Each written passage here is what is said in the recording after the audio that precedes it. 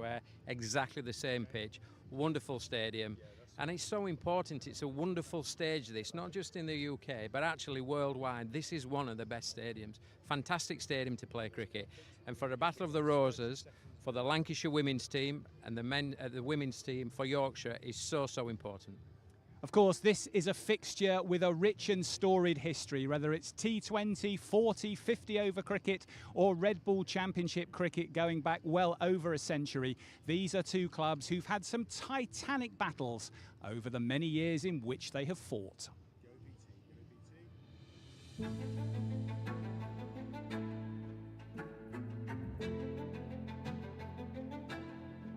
For generations, this has been more than cricket. Two counties, two roses, one rivalry. Divided by the Pennines, united by the need to win. Then, in 2003, T20 changed the game.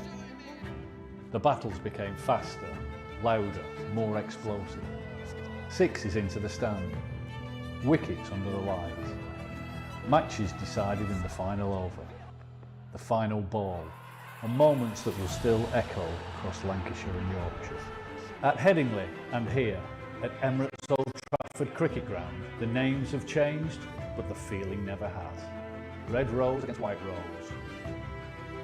Pride against pride. No backward step. But now, history moves forward. For Lancashire Thunder, a first home Roses T20 of the professional era, taking their place in the first ever Roses T20 doubleheader at Emirates Old Trafford Cricket Ground. A new stage, new heroes, new stories, a new rivalry, and a chapter they can make their own. Then, the men renew their battle, more than 2 decades in the making. 2 teams become 4. One rivalry becomes twice the drama. The past has written the legend. Now, it's time to write what comes next. Lancashire, Yorkshire. The Roses clash starts here.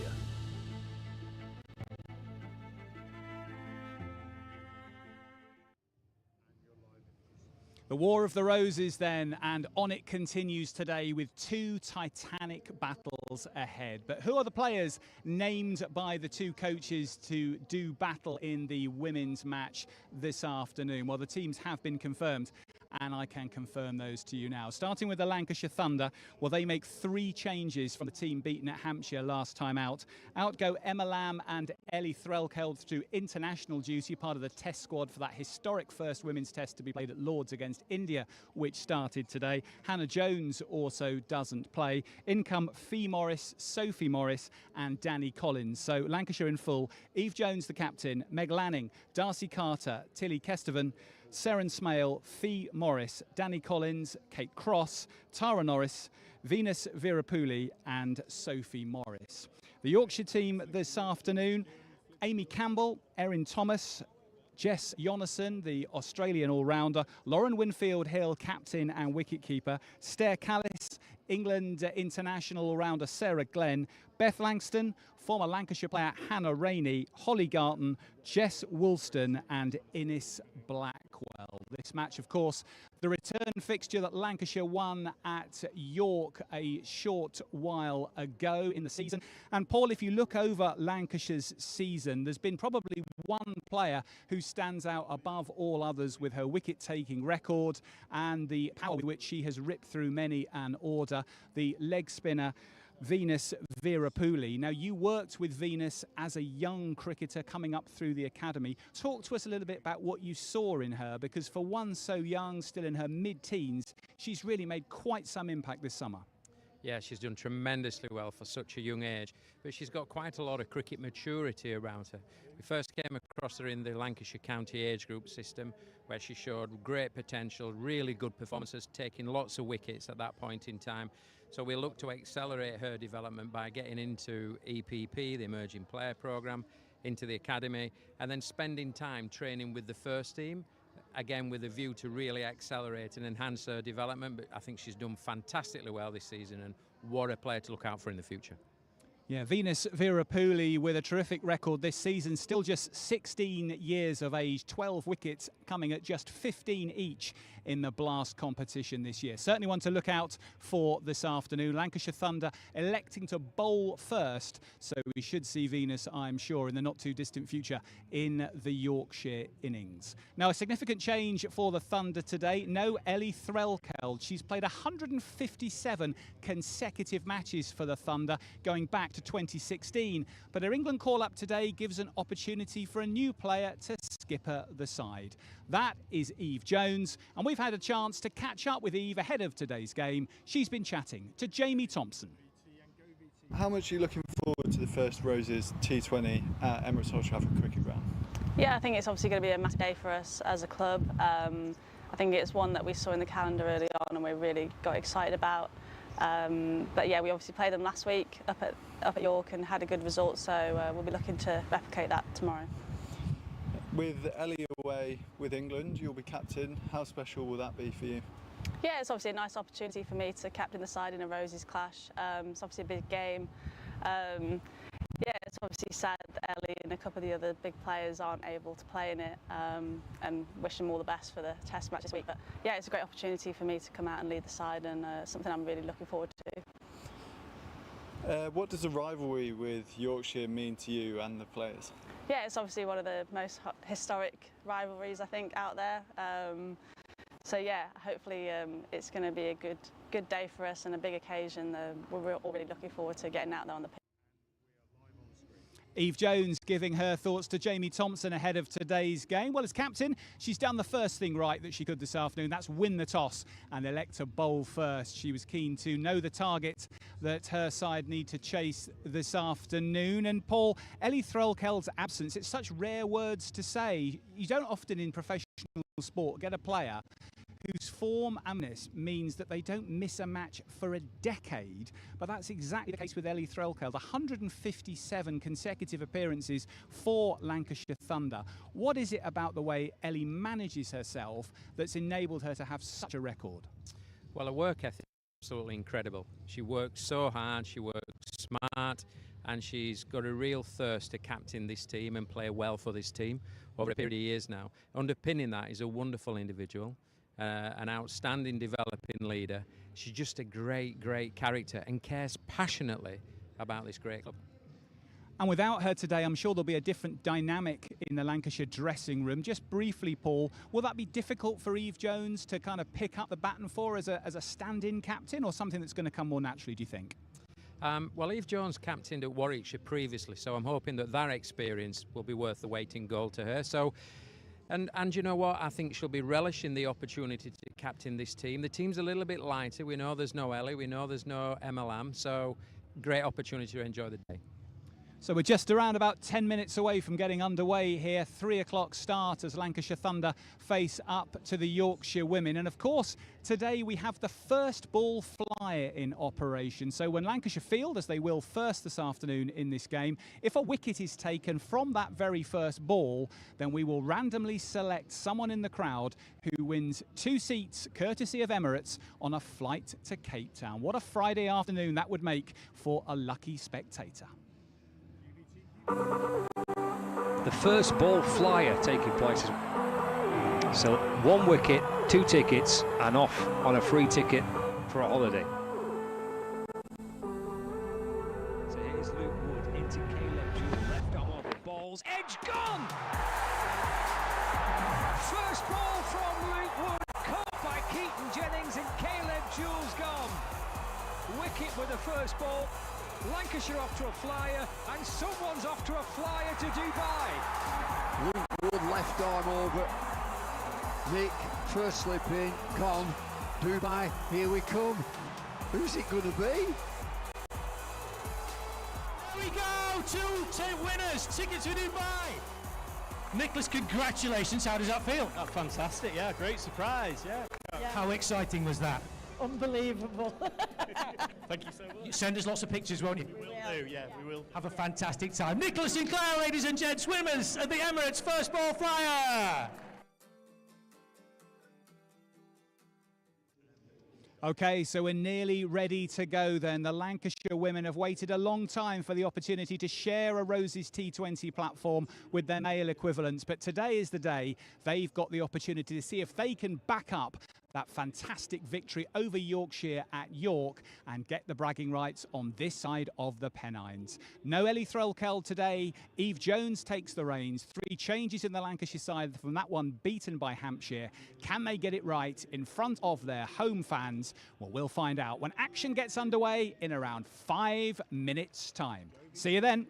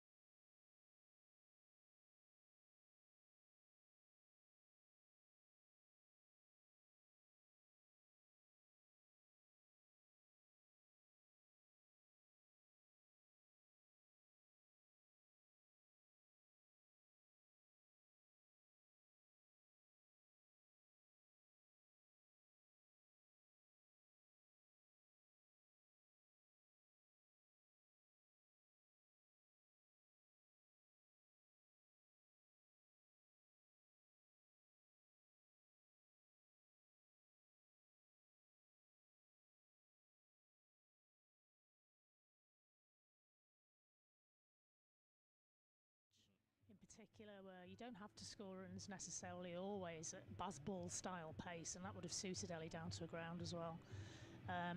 But there you go. We've lost her, and England are not using her, so it's a double whammy from me personally. I'd have loved to have seen her either here or there. Now we're going to see her at neither place. So there you go.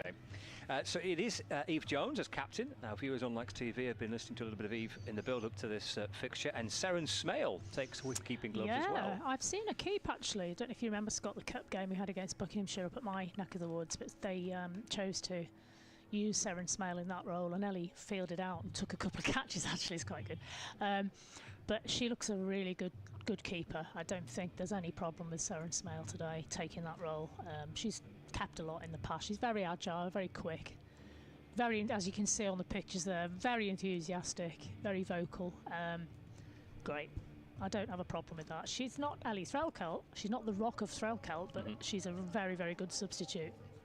It does feel a bit odd with Ellie not being out there, doesn't it? Well, I mean, we're very lucky because not only have we got Eve Jones captaining today, who again has had vast captaining experience over the years, but we've also got one of the most amazing tactical brains has ever been in women's cricket, in Meg Lanning backing her up. So I don't think we're going to lose anything in tactics or in the skill behind the stumps. It just doesn't look like a Lancashire team without Ellie in it, does it? No. Yeah, and for Eve, it's kind of rolling back the years. This was a job that Eve did. Blimey, that's in a different era, isn't it? It was way domestic before cricket. professional era, wasn't it? Yeah.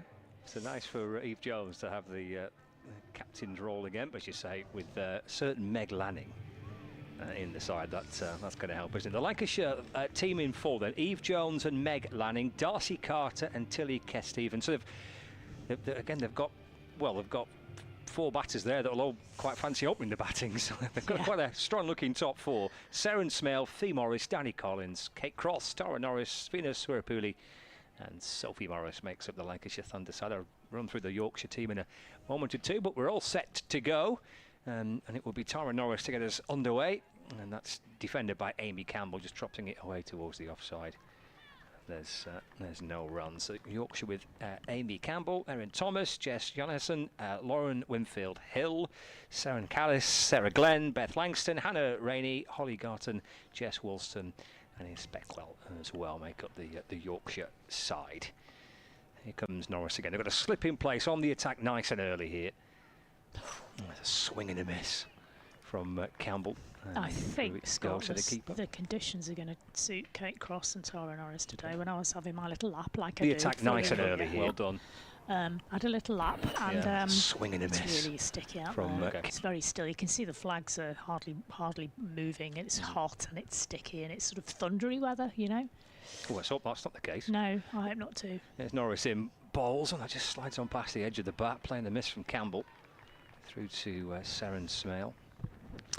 I do feel that Cross and Norris need to get a couple of wickets in this power play, get some of these top balls, order and bats that just out, slides on past the edge of the bat, playing the miss from Campbell. You know, the likes of Amy Campbell get going, Jess Jonasson, Lauren Winfield Hill. It could be a very long day for Lancashire in the field. 3 dot balls to start it. Nice start from Tara Norris. Back in and balls again, just on the hip and work down towards the fine leg boundary. That'll run away for 4. So Yorkshire are up and running. Just steered away off the hip, down towards the boundary. First runs in this Roses to start it. Nice start from Tara Norris. Back in and balls again, just on the hip and work down towards the fine leg boundary. That'll run away for 4. So Yorkshire are. But she's searching for that swing, isn't she, through the air and off the pitch, a seam off the pitch as well. So occasionally she does tend to do that, does Norris? And balls again. That's punched away through the offside, out towards deep point for a single. The score moves on to 5 without loss, and that brings Erin Thomas on for the strike for the first time today. So yeah, these two are currently the bottom 2 in the group, but you can put that to one side and concentrate on trying to get a bit of pride here and some, as it's been billed, it is the War of the Roses across the afternoon and into the evening. It doesn't matter whether qualification points are at stake or not. It is a game you don't want to be losing to your rivals from across the Pennines. 5 without loss, 1 ball left of the first over of the day. It's Norris in and bowling. Oh, just a bit of in swing there, and it comes off the inside edge of the bat. And streaky runs for Erin Thomas. 4 of them down to fine leg, but that's certainly tail back in. Inside edge for 4, 9 without loss. One of the great things about being back at Emirates Old Trafford is that my view in particular, because I'm to the left of you, is almost directly behind. You know, I get a view of what the batter sees almost, and you can see the movement that Tara Norris was getting there. Yeah, I suspected as much, but let's see what Kate Cross can do. Yeah, that would have been an encouraging sight. Early on, I suppose, isn't it, for this white ball? They don't do that for long, do they? I don't think. But there is that bit of movement early on with the new ball. Yeah, and these two have got to make the most of it. And I'm sure they'll be doing their very best to do that. Both internationals, of course. Tara Norris for USA, obviously. The word legend is overused at times. I think Kate Cross is one of the few players in the domestic league that really deserves that title, to be fair. And here she is, from the Brian Statham end, with Amy Campbell on strikes. The fielding restrictions in place for the first 6 overs, the 25 yards fielding circle. Crosses in and ball, that's muscled over mid-on, just about. Tara Norris chasing after it down towards the boundary below as it has gone for 4. For the second, when it left the bat, I just thought, has he got enough? And in the end, he's come for 4 to long on. Don't think she really got hold of that. I don't think so. Cross won't be too discouraged by that. Norris is just replacing her hat. She'd lost it in the run. She turned around to try and retrieve that one. Cross is coming in again. Statham end. In balls off the hip and out towards fine leg by Campbell, down towards the boundary. It will be back-to-back fours. One chipped over mid-on and one helped around the corner to fine leg. Campbell moves on to 13, and pressure on the bowling side when you concede a couple of boundaries at the start of the over. 17 without loss. Yeah, Campbell worst time 13. as a bowler to concede a boundary, isn't it? First ball. And what's the comeback from Kate Cross? You've got fielder at deep backward point and at deep mid-wicket. Cross comes in, balls, just pushes it a little bit fuller, runs off the edge of the bat, and Rapudi does really well, low down to her right. So it's short third. Ball just ran down to her right-hand side and did well low down to stop it. Do sneak through for a single, though. 18 without loss. Edgy though from Campbell. Encouraging signs. Some of these runs haven't been cleanly struck. Brings Thomas back on strike. So halfway through the second over.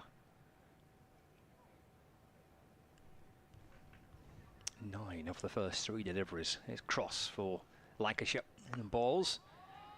Pushed down the ground. Fielded by Captain Eve Jones at mid-on. And that's a dot ball. Score remains on 18 without loss. Certainly mixed form from both these sides. The tail end of the group stage of the competition, but as you were pointing out before to me, Alison, Yorkshire probably just feeling a little bit better about things on the back of a couple of wins. Not the case for Lancashire. Here's Cross in, balls, that's dragged out behind square on the leg side by Thomas. Down towards deep backward square leg, and they'll turn and come back for 2. Thomas moves on to 6, and the score now to 20 without loss. 1 ball after the second over. 20 on the board. Yeah, Yorkshire on the back of a couple of victories. Lancashire on the back of a couple of defeats. It's not quite got that consistency into their T20 campaign this year. But Lancashire Thunder, they've struggled at times. It's worked into the onside by Thomas, fielded by Meg Lanning at mid-wicket. And there's no run, end of the over. So a couple of boundaries to begin it, and a dot ball to end it. Campbell's on 14, Thomas on 6, 2 overs gone. Yorkshire are batting first, they're 20 without loss, live from Emirates Old Trafford on Lancs TV and across the BBC Sport website as well for this T20 doubleheader. And the ground just starting to fill up quite nicely. You read my mind. Literally just about to say the same thing. It's nice to see. Yep. People in the hotel, a few flags out as well. We've been on flag watch, haven't we? We have been flagging about that. We have. Trying to work out what flag is what and where the flags are from. We reckon we've managed to suss most of them out. It's Tara Norris. Down the pitch comes Campbell, that's muscled out towards deep mid-wicket and over the rope all the way as well for 6. And the score moves on to 26 without loss. Campbell's on to 20 now. It's a big hit out towards deep mid-wicket to get the third over underway. Yeah, she's showing the strength that a 30-year-old, or a 34-year-old in her case, has got compared to a 17, 18-year-old there. That's a powerful, powerful shot from the left-hander. I saw her score 165 off 105 at Derby last year when Derby were playing Yorkshire in Tier 2 and I was commentating for Derby. Oh my goodness me, I really felt for those Derbyshire girls. It was their first game at that level. They were shell-shocked. And I think, you know, she's a danger woman. I've said that. We've got to get her out. It's Norris 2. Campbell, that's driven away through the offside. It gets past extra cover, picked up at wide mid-off by Eve Jones. They do get through for a single. Campbell to 21. I mean, that 6 you hit there is probably towards the biggest boundary on the ground. that kind of pocket out towards deep mid-wicket when the bowling's from the pavilion end, from the Anderson end. It's a fair old hit for 6. Big old hit. 27 without loss. Norris bowls again. Just cramps up Thomas for room. As tries to work the ball out towards the leg side. Good comeback delivery from Norris again. Maybe just nipping back in a fraction towards Thomas. Challenge this, isn't it, for the opening bowlers when the two batters are obviously in the power play. You're on the attack, aren't you? And there's plenty of intent being shown here from both these two batters. It's driven away. That's a lovely shot, and that gets underneath extra cover, and that'll run away towards the boundary for 4 runs. Oh, it's very nicely timed. 31 without loss. Yeah, that's a nice shot from the young opener there, Erin Thomas. Been at Yorkshire since she was 12. If you cut open her veins, I'm sure the blood will be white. But yeah, she's got international experience with the under-19s as well. She looks like she's a very clean striker of the ball. True Yorkshire. Here comes Norris in, balls to Thomas. It's down the leg side. It will be signalled a wide. It's a good partial stop from Smell, that wasn't it? Not bad at all. Yep. She's standing up to Norris, which is a brave thing to do. It's a real challenge for the keepers, isn't it, when they're standing up to the seamers and that ball disappears behind the batter and you can't see it until the last second when it goes down leg. Here's Norris in, balls again, and just tails back in. That's worked in towards the onside, out towards deep backward square leg. Gathered by Fee Morris on the boundary edge. Another single for Yorkshire, so 33 without loss, 1 ball left to the 3rd over. And Campbell back on strike. Lancashire Thunder here, searching for the first breakthrough. Yeah. Let's see how patient they remain. Just got to keep bowling accurately. No gimme balls. Norris to complete the over. And then balls to Campbell. Again, gone big out towards the leg side. It's gone behind square, and it's 6 more. So 6 to end the over, 6 to start it. And Campbell looking in fine fettle here for Yorkshire. Lancashire need a breakthrough. 3 gone, 39 without loss. Yeah, she does worry me, this player. Yeah. Yeah, just when I said they need to keep it tight, Norris just dropped it a tiny bit short, and Campbell didn't need any invitation to step across that and give it the treatment. Square leg boundary, really good power. Looks like a cracking wicket though. The outfield's storming out, so cracking wicket, really fast outfield. It could be a high-scoring game, this one. We're playing on the pitch right in the centre of the square, pretty much in the centre of the square. So kind of the main kind of international wickets here. So it should be a belter. I say with a pretty fast, firm outfield as well. You should get decent value for your runs. A change in bowling from the Brian Statham end, a change in tempo as well here. We'll see some spin for the first time. It's been seen for the first 3 overs, but see Sophie Morris coming into the attack.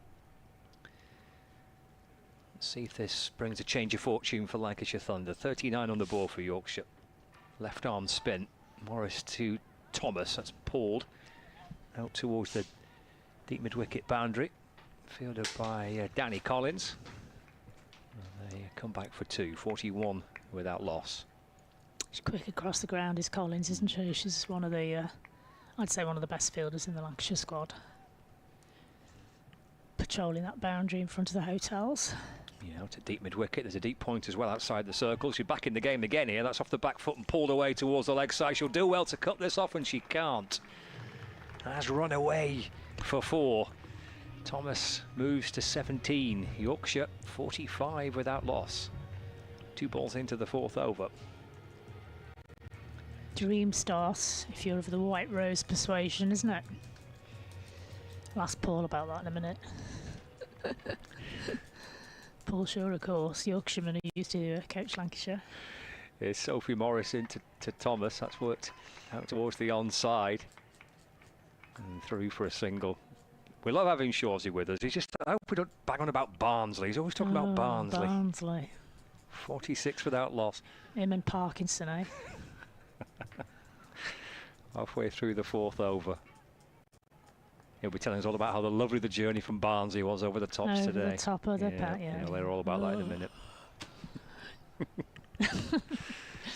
Right, we need Sophie Morris to pull a little bit of magic out of that left hand of hers now. She has got a knack of taking wickets at big times, as Sophie Morris. Good temperament. Got two fielders on the leg side boundary in front of the party stand. That's pushing Campbell back into the crease and defender back to Sophie Morris, and there's no run. Nice start. First delivery to Campbell. 46 on the board, 2 balls left of the 4th over. 7 coming so far off this one. Here's Morris in. Down the pitch comes Campbell and clears mid-off. It'll bounce and run towards the rope. Kate Cross will catch up with it. And they'll come back for 2 in the process of all that. Edging their way towards a 50 partnership for this opening wicket. They're 48 without loss now. 1 ball remaining of the 4th over. Campbell 29 from 13. It's been the heartbeat to it, but Thomas has chipped him in 18 at the other end as well. Down she comes, hits it firmly. Good stop. That extra cover, that went very, very quickly and hard. Collins. Yeah. Super work. Saving 4 there. If that gets through Danny Collins, it's probably 4, isn't it? She didn't have time to react to that. It was hit with immense force from Campbell. Beg your pardon. Is it Thomas or Campbell? Anyway, it was hit with immense force. It was Campbell. It was Campbell, yeah. I thought so. It's just the scoreboards. Change for the end of over. Fielders are all repositioning themselves. Yeah, we're going to see some spin from the James Anderson end, aren't we, as well? We're going to see some leg spin. No, we're going to see some Fee Morris instead. We're purely being held back, perhaps until we get through the power play. Well, I would think so. She does tend to give it a bit more air, so she'd want a couple more fielders in the catching positions, wouldn't she, near the boundary, to give her a better chance of taking some crucial wickets. She's been a fairly regular wicket taker. I think she's taken 12 wickets in this comp already this season, off 8 games. It's pretty good.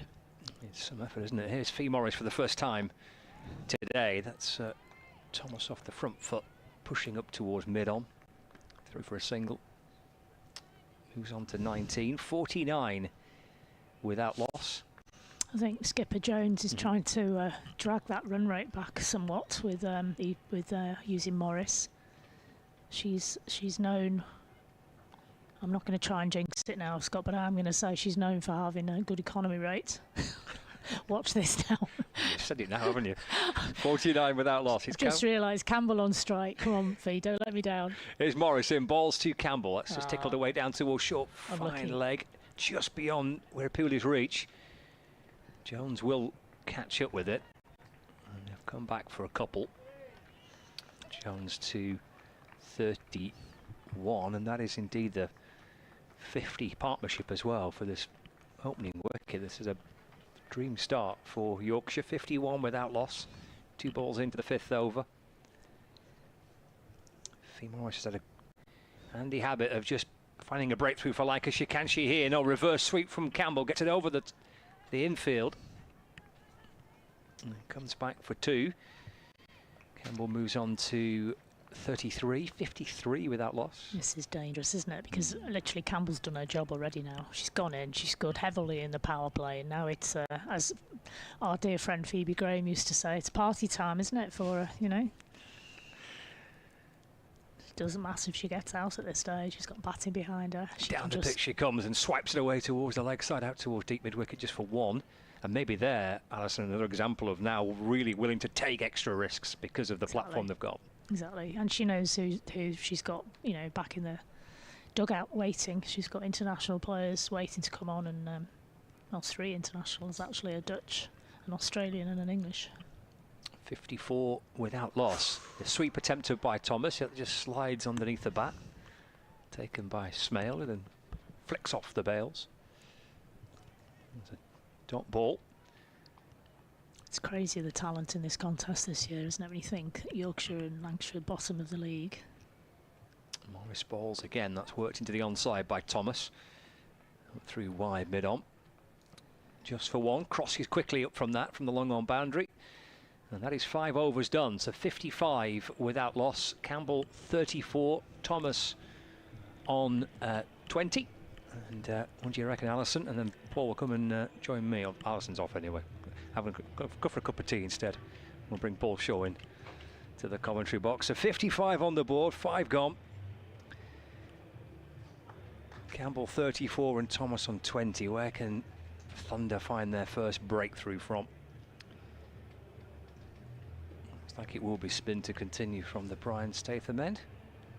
There from Alison Byrne in a few overs' time, just taking a break, and Paul Shaw, former Thunder head coach, settles in alongside me. What do you reckon? Good start this, isn't it, for Yorkshire?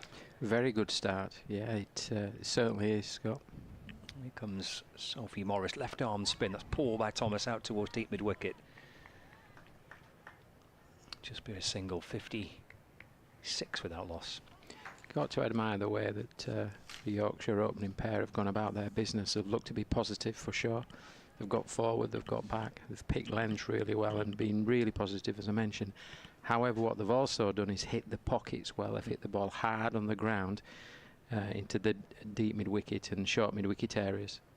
Down comes Campbell, meets this and launches it out towards the wide long on boundary. Hits the grass, it's just flicked away from the boundary rope, and they'll come back and run 2. Done well there just to prevent that going for 4, actually. Tara Norris and Fee Morris in combination. It's a couple for Campbell. 36 not out, 58 without loss. And in the last 2 games, confidence has grown, certainly in the Yorkshire outfit. You can see they've got a little bit of momentum. I think they won the last 2 games, including a record partnership. And that confidence is certainly coming out here the way they're playing. And it's really important at this stage that Lancashire can just nick out a couple of wickets. Oh, his balls again. Down the pitch comes Campbell. Well, that's a bit of good fortune going the batter's way. Ball is disappearing down towards the very fine leg boundary. Off a little inside edge. It's been giving us runs.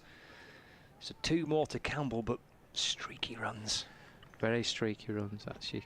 Decided, premeditated, come down the pitch and trying to hit the ball over the top. And it just got a very fine inside edge and it just run past Seren Smale. Morris balls, that's off the back foot and pulled out towards the leg side. Fee Morris comes up from the boundary to field. Campbell through for a single. 2 balls remaining of the power play. Thunder searching for their first breakthrough, trying to find a way into this Yorkshire batting lineup. That's off the front foot and driven firmly to mid-off. There's no run. 1 ball left of the 6. 61 without loss. Thomas on 21 from 15. Sophie Morris in. Balls swept out towards the mid-wicket boundary. Again, that's fine work by Danny Collins out in the deep. And it will be just in the end a single to end the over. So we've had 6 overs. Yorkshire 62 without loss. Campbell 39. Thomas on 22. For our viewers on Lancs TV, we're heading outside. Here's Chris.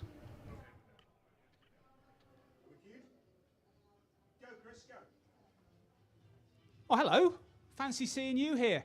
Welcome to the wonderful Hilton Garden Inn, which overlooks the iconic Emirates Old Trafford. After a super night's sleep in one of these beds, watching my huge screen TV, I can pull back the curtains and look out on one of the world's most iconic cricket grounds. And today, of course, I'm treated with the chance to see a Roses doubleheader for the first time. Take a look at my view.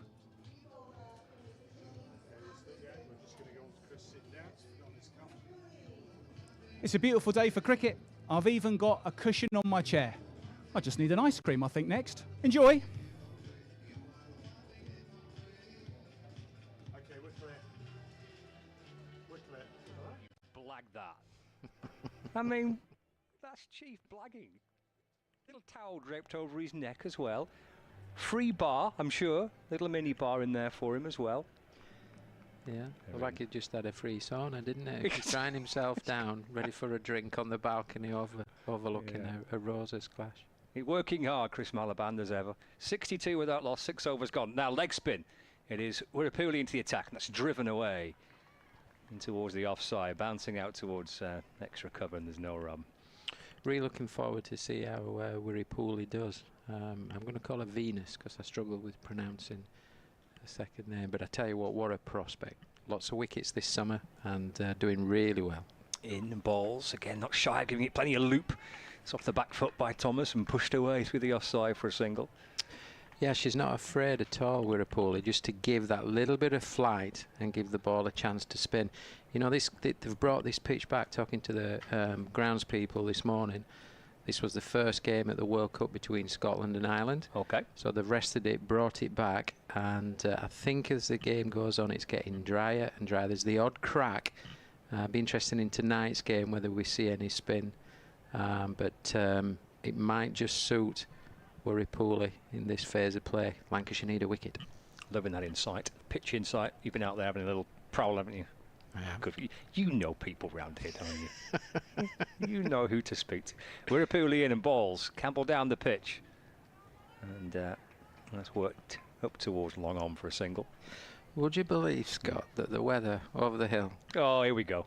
In the very sunny Barnsley, the place the sun shines 24 hours a day. It's the only place in the universe.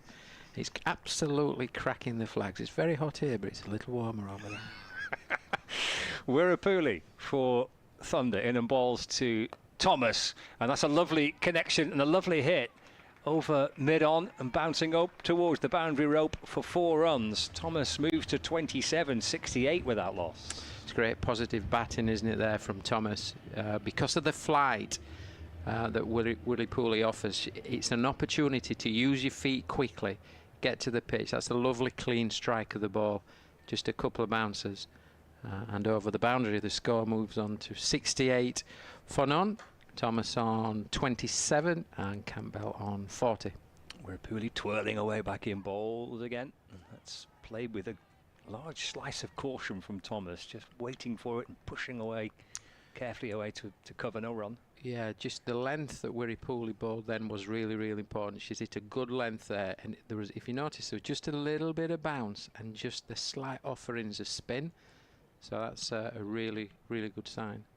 Final ball of the 7th over. Excellent start from Wirapuli. She, now very familiar, spins the ball from one hand to the other. Again, it's tossed up and pushed through mid-off this time. Thomas gets a single and keeps a strike as well. So she's on 28. 7 overs gone. Oof, 69 without loss, Paul. Alison's going to come and join you, and Lancashire Thunder need a breakthrough. Yes, they certainly do, and not forgetting that Lancashire Thunder won the toss here today and elected to bowl first and take the field, and the 2 opening batters of Campbell and Thomas have gone about this meaning business, played some very, very positive cricket.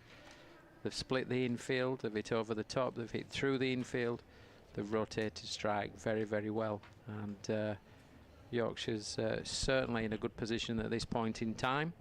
And Eve Jones, the captain, replacing Ellie Threlkeld, who's on England duty, has got her hands full in at this stage of the game. But I'm sure Lancashire will be looking to take a couple of wickets, and then it looks a lot different in terms of the context of the game if they're able to do that.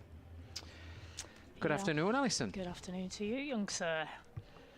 Yeah, I think Lancashire will be blessed that they've got the experience of Lanning, Cross, Fee Morris, Eve Jones in their rank at the moment, because this is a very tricky period as Fee Morris comes in. It's a big appeal. Umpire completely unmoved. Wrapped the pads of Erin Thomas there. It's good for Morris. They've brought her on from the Statham end to see if she can elicit any spin from this end. Good line and length from her. Second ball. That's been thumped. And that's caught at long on. A breakthrough, and you can hear the crowd's almost relief as they cheer.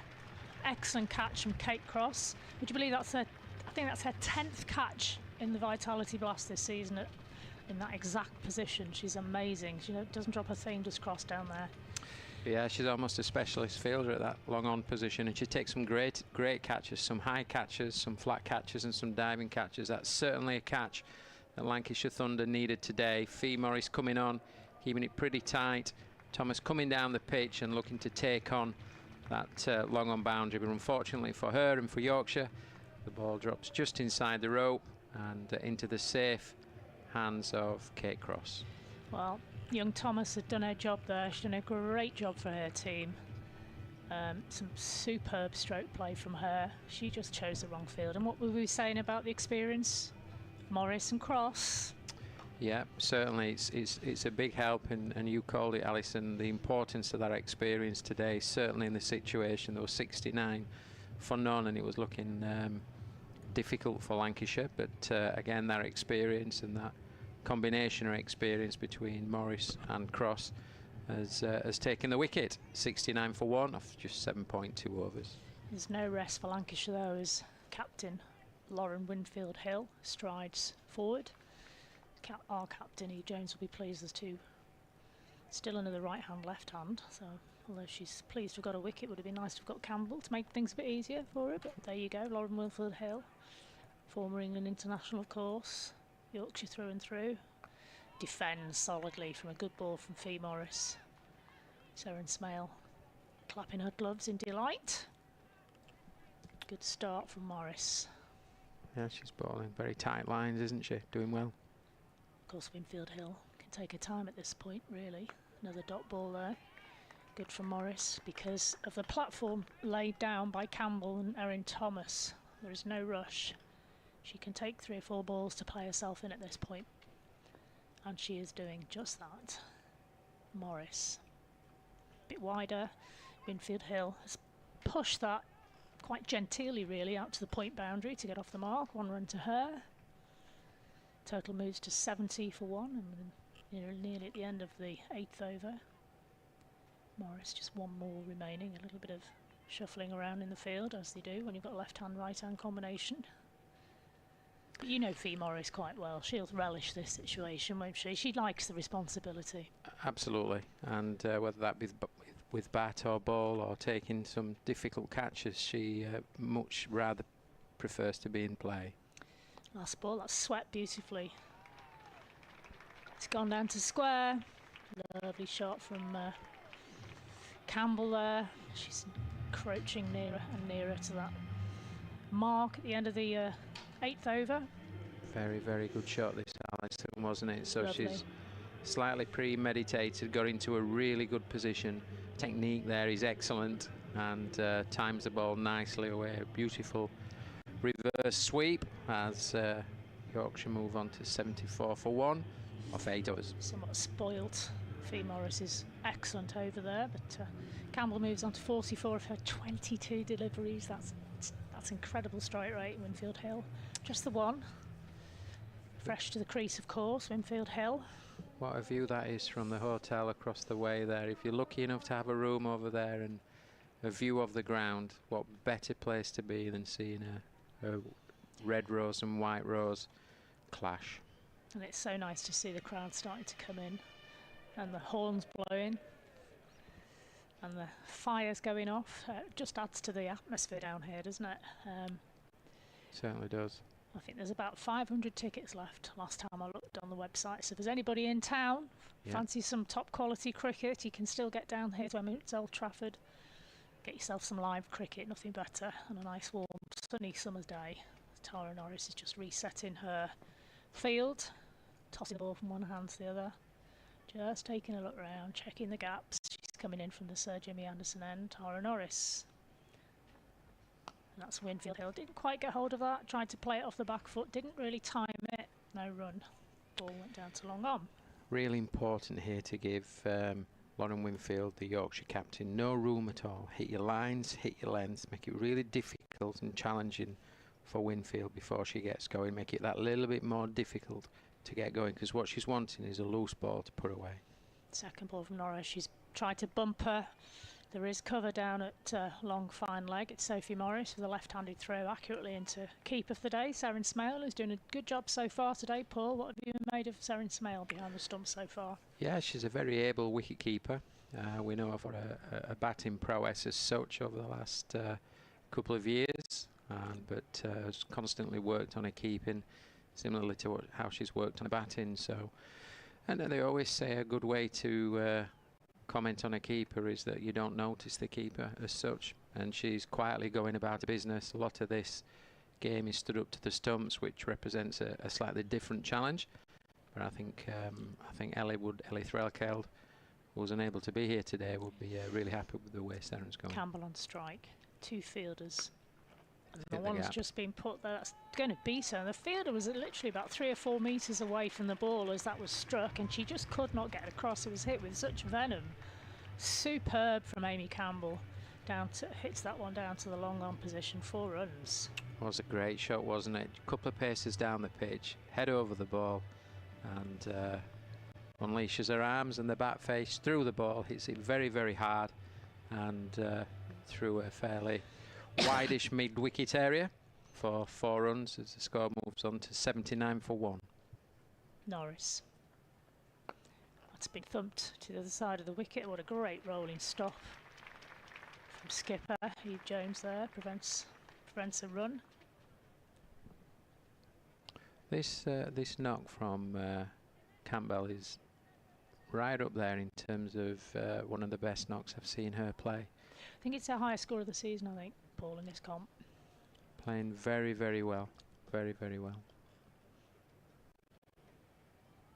Yeah, Norris, again, she's switching and swapping. She's going round the wicket again now.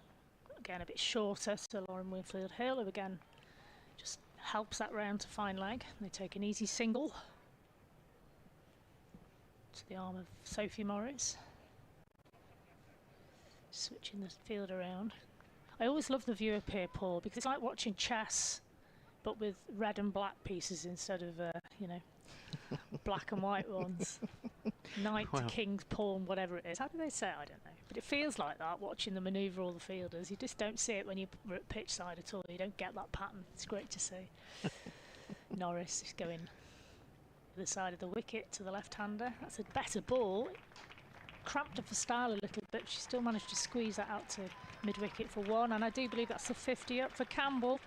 50 of 25, and the Yorkshire players are just beneath where we are in the commentary box here at Emirates Old Trafford. You could hear the delight as they cheer that, where they know what a great start they've given them to this match. If we had one of those winometer already at this stage, I'm loath to say it to a Yorkshireman, but I think Yorkshire might just be I'd say 70-30 at this stage. Yorkshire's favour. I mean, this innings has been fantastic from Campbell.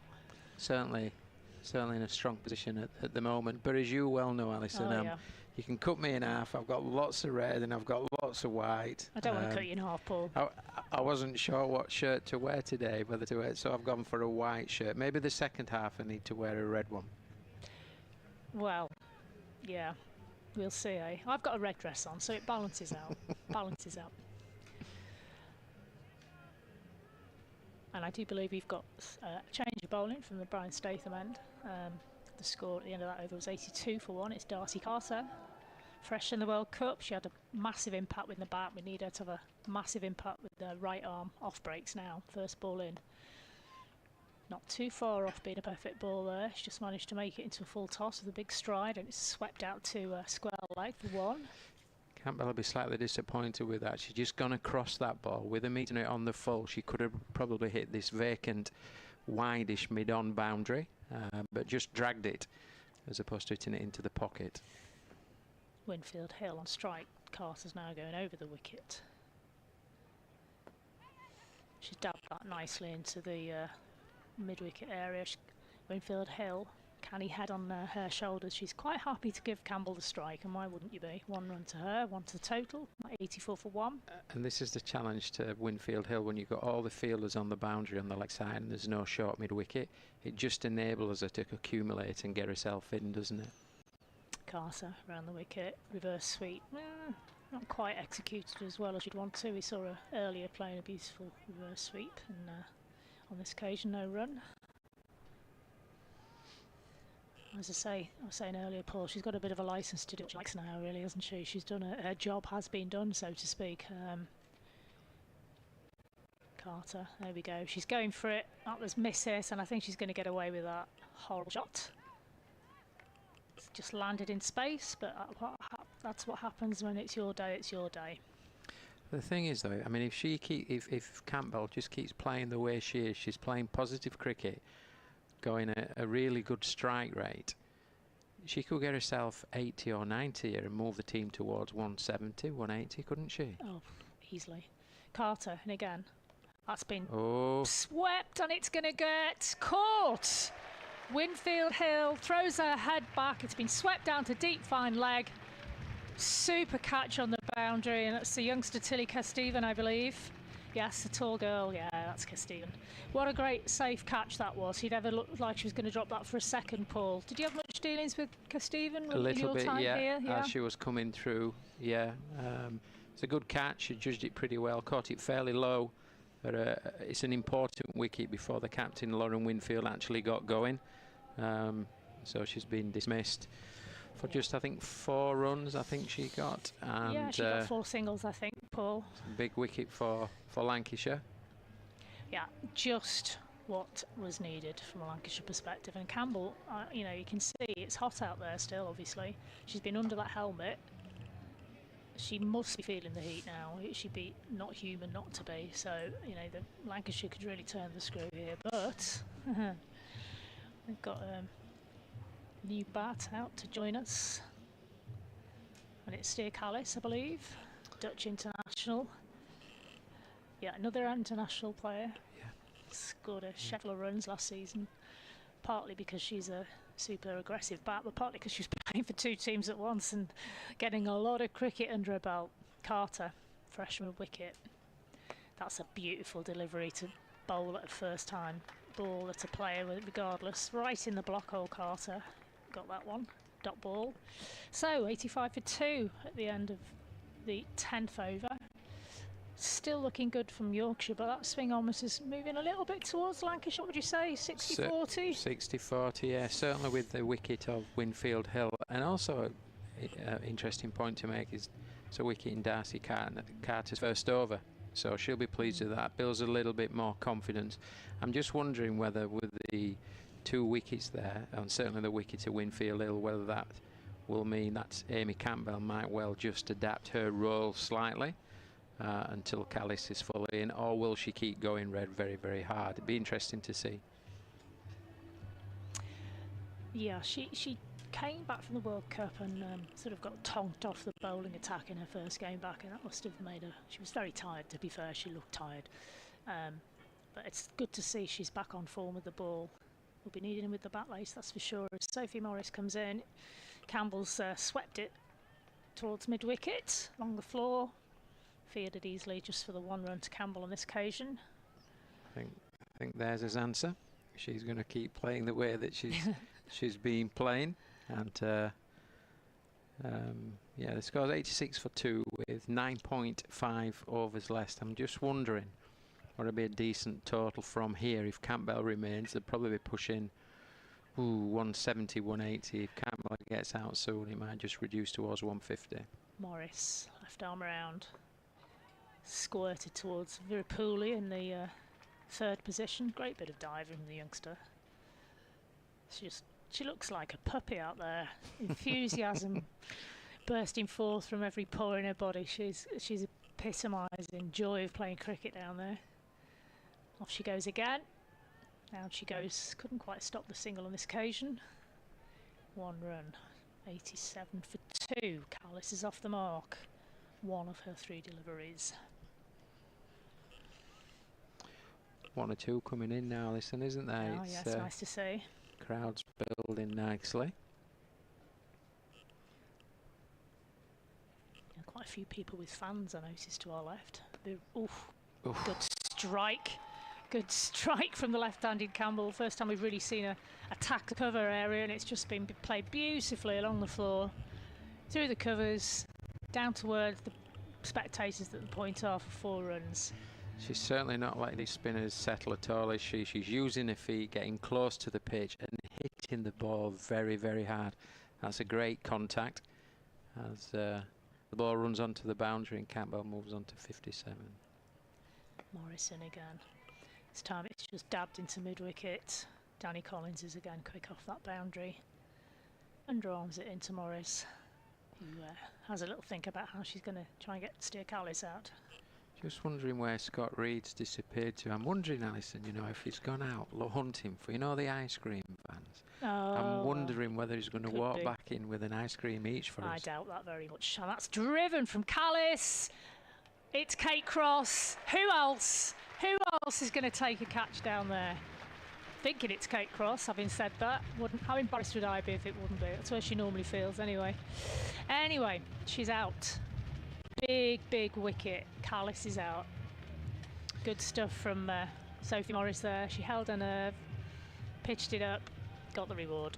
I think that's an important point because you've just been it for a boundary, but she held a nerve, used the angle round the wicket, drove the ball in, and it's a big wicket and another good catch by Kate Cross. I think she must be breaking records at long on and long off in terms of catches that she's taken over her career. That's 10. No, is that 10 or 11 she's on there? Anyway, I think it's at least double figures in this comp for now. But Campbell is keeping going, but she does need somebody to keep at her now and help her along, and I think it must be Jess Jonathan coming in now. I didn't see the number on the back of the incoming player. 21. Looks like it could well be. Yeah, Australian international Jess Jonathan. Yeah, not a bad person to come in and bat with you when you're tiring, is it? Somebody with that vast amount of experience. When I see Jess Jonathan walk out to the crease, I end up in a very cold sweat. In 2015, I remember it when I was England coach, being on top in a test match down at Canterbury, and she walked into bat and got 99 and turned the game on its head. And then it was a difficult last day, let's put it that way. Oh, I can imagine. Oh, is that Scott with the ice cream? No ice cream, knew it. Darcy Carter in. Left-handed Campbell using her feet again.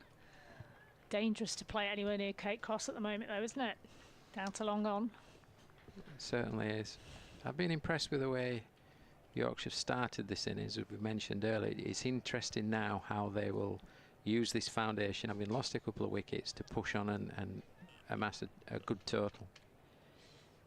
Carter, tall, rangy bowler.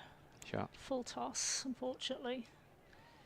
Morris dives, rolls, fields it in. Saved a couple of runs there, did Morris. Nearly crashed into Kate Cross. Good shot that from Jonathan. She didn't try to hit that too hard. She's just identified the pocket and targeted that pocket. And you can tell she's in good form as she comes to the crease. Nice from Carter. It's just been pushed down the wicket from Jonathan for 1 run. Good players get themselves in whilst accumulating runs, don't they? So we've just seen a couple of balls there. She's hit 1 for 2, got up and down, percentage cricket, full bat face, and then gone down the ground to a good length delivery and picked up another run. So even though she's assessing the pace of the pitch, the conditions, she's still scoring runs. Carter from the Statham end, a little bit wide of the crease, gone for the reverse sweep as Campbell. That's her second or third, well, so I think it's about her third attempt at that stroke. No run on this occasion. Well watched. Good from Carter. Yeah, she's bowling well.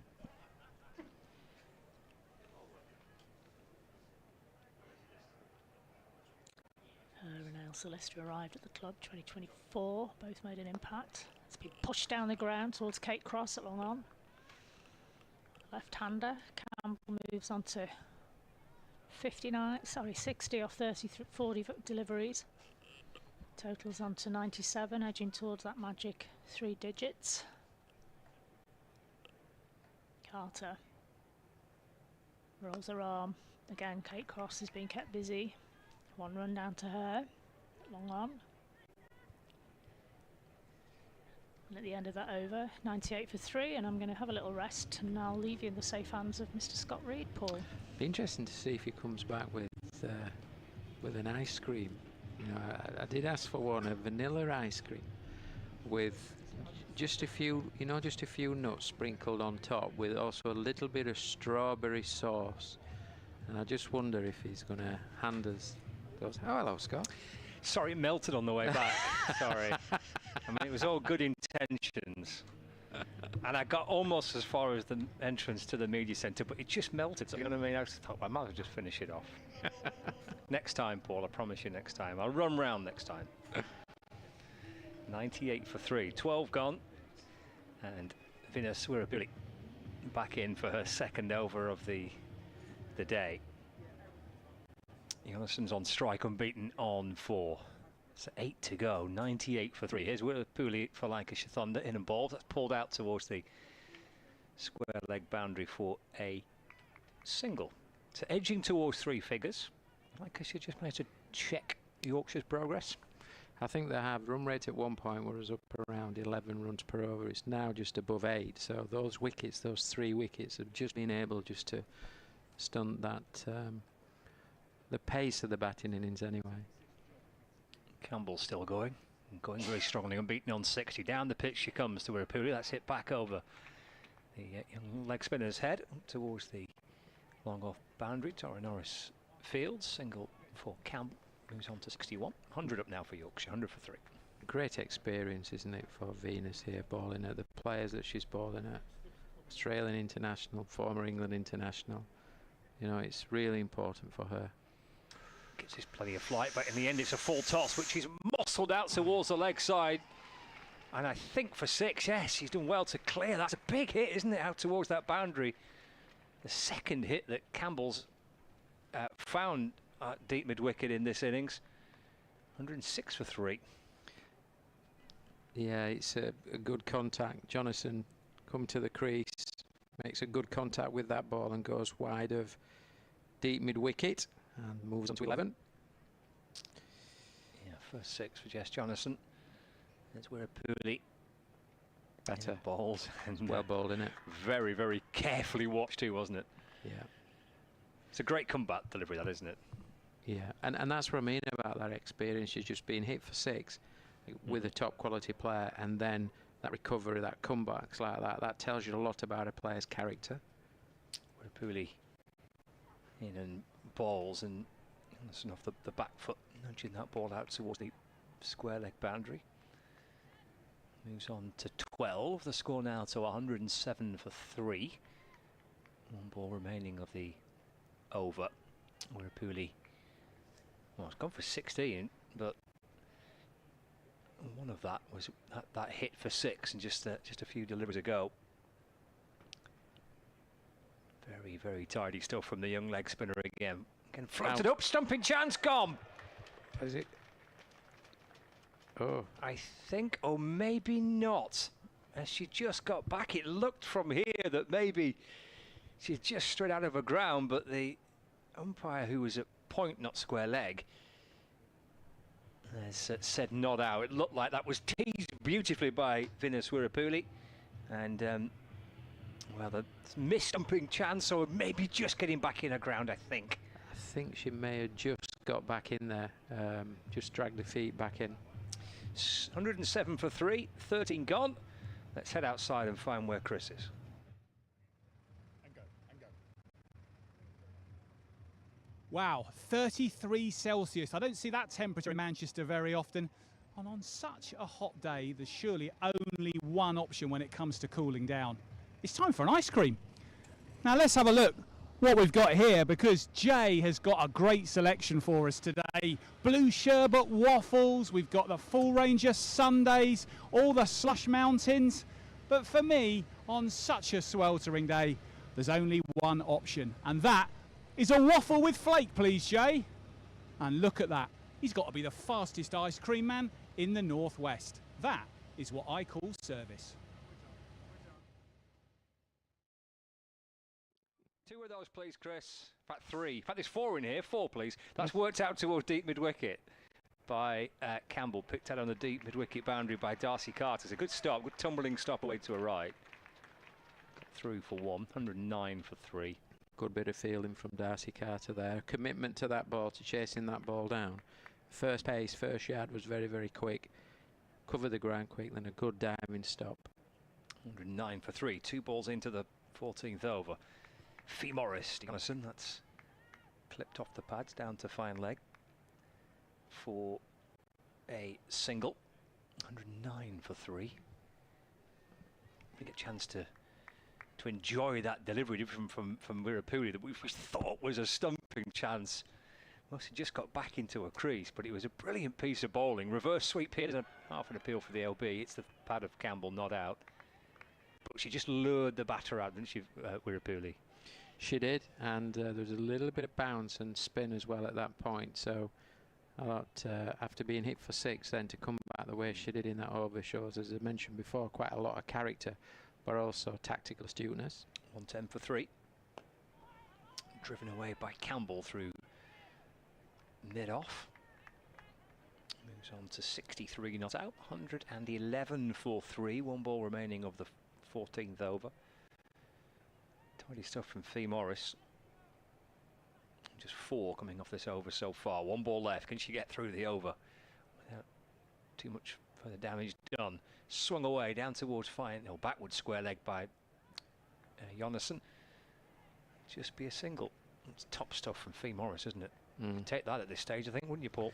Very, very good. And I think showed her experience, and she's bowled very, very well. The key to that, she's bowled pretty good areas. She's held a line and she's held a length, which has not allowed the batters to get after her down the pitch or actually move around the crease and then create the space for bat flow. So I think she's bowled exceptionally well, and Lancashire just need a couple more wickets before the Yorkshire team look to accelerate as such. Yeah, they've got 7 wickets remaining, Yorkshire, 6 overs left. I think it's kind of just sticking in here just for an over or 2 longer and then try and really attack. And with Darcy Carter, who bowled very, very nicely today. 2 overs, 1 for 9 is a fabulous effort from a tall spinner. Into Jonasson, that's driven through mid-off. Single there. Score moves to 112 for 3. Brings Amy Campbell on strike. Carter to Campbell. We're in the 15th over here. 113 for 3. Down the pitch. Oh, that's a huge slice of good fortune for Campbell. It's come off the bottom edge of the bat and somehow it's not ricocheted back onto the stumps. They've got through for 1. Yeah, she's unlucky there, Carter. Campbell just gets an inside edge on that, and how it's gone past leg stump, I'm really not sure. It's just missed leg stump by a fraction. Carter bowls again, play back on the bounce to the off spinner, and there's no run. She's certainly bowling very, very well, Scott, isn't she? Impressive today. 2 off the over so far. And that's in the air, up towards long off. Bouncing just in front. Tara Norris coming up from the boundary. There's a kind of an apologetic hand, but just slight misjudgment. Possibly. I'm not sure she picked this up, or maybe she thought she hit it a bit cleaner than that. She's misjudged that, yeah. 115 for 3. Carter to Campbell. It's gone on the reverse to try and see if she can whip it down towards the boundary at fine. Like she's missed it. It's taken by Smale, whips off the bails, but she just gets a bat back in time, didn't she? Here, she tried to reverse it, missed it, but then followed through and got I think a bat just back. Ooh, that's close. That's close. I think Sarah and Smale looked slightly disappointed at that. Carter to complete a really good over. That's in the air. It's top edged out towards deep mid wicket. This will be a terrific tumbling catch, and it is. It's a brilliant catch. Fabulous again from Fee Morris. What a cricketer she is for Lancashire Thunder. With bat, with ball, or in the field. Wonderful work. 4 down. Yorkshire 115 for 4. And Darcy Carter, it's a brilliant 3 overs so far. 2 for 12 from 3. She's bowled beautifully, hasn't she? And what a catch this is from Fee Morris. We know how good she is in the field, but she commits to that, sprints in, steadies herself, and takes a very good low diving catch and gets the big wicket of Amy Campbell that's played beautifully today. She's played superbly well. Nicely battered, Amy Campbell. Wonderful piece of fielding by Fee Morris. Beautiful bowling by Darcy Carter. And 5 overs left. 115 for 4. Oh, you've cheered up. What's happened? I tell you what, I don't know how to start eating this, Scott. This is tremendous. Oh no, we're not going to hear the sound of you licking the ice cream now. Oh no. Very nice. That's lovely. Very nice indeed. Bit of Thank you, raspberry Alison. sauce on there for you That's as well. what friends do. That's what, really good friends do. Look at this, Scott. Look at this. There's more of it on your face. I have to say, Alison, that's fantastic. Thank you very much. Hopefully that's the only thing you enjoy at the end of this match. 115 for 4. Well, I've been taking a brilliant catch. Fee Morris is in to complete a 4th. Oh, yeah, go on, Paul. You're all right. You go and finish your ice cream. There is Fee Morris into Jonathan, and then it's swept away again. It's a good connection this time. It's down towards the deep backward square leg boundary, and it's gone all the way for 6 to start the 16th over. 121 for 4. Jess Jonathan moves on to 23. And while the Australian is still there, even with the departure of Amy Campbell, there is plenty of potential runs and danger here for Lancashire Thunder to deal with. Alison Burns back alongside me. Oh, more of a lather. That was a mad dash to the ice cream van, wasn't it? It was. There's Morris to Jess Jonathan. That's worked out towards the leg side, gathered by Kate Cross. Good work from Cross coming to her left from the long on boundary. And saving, well, potentially at least a couple, at least one, maybe even 2 there for Thunder. They've crossed back for a couple. 123 for 4.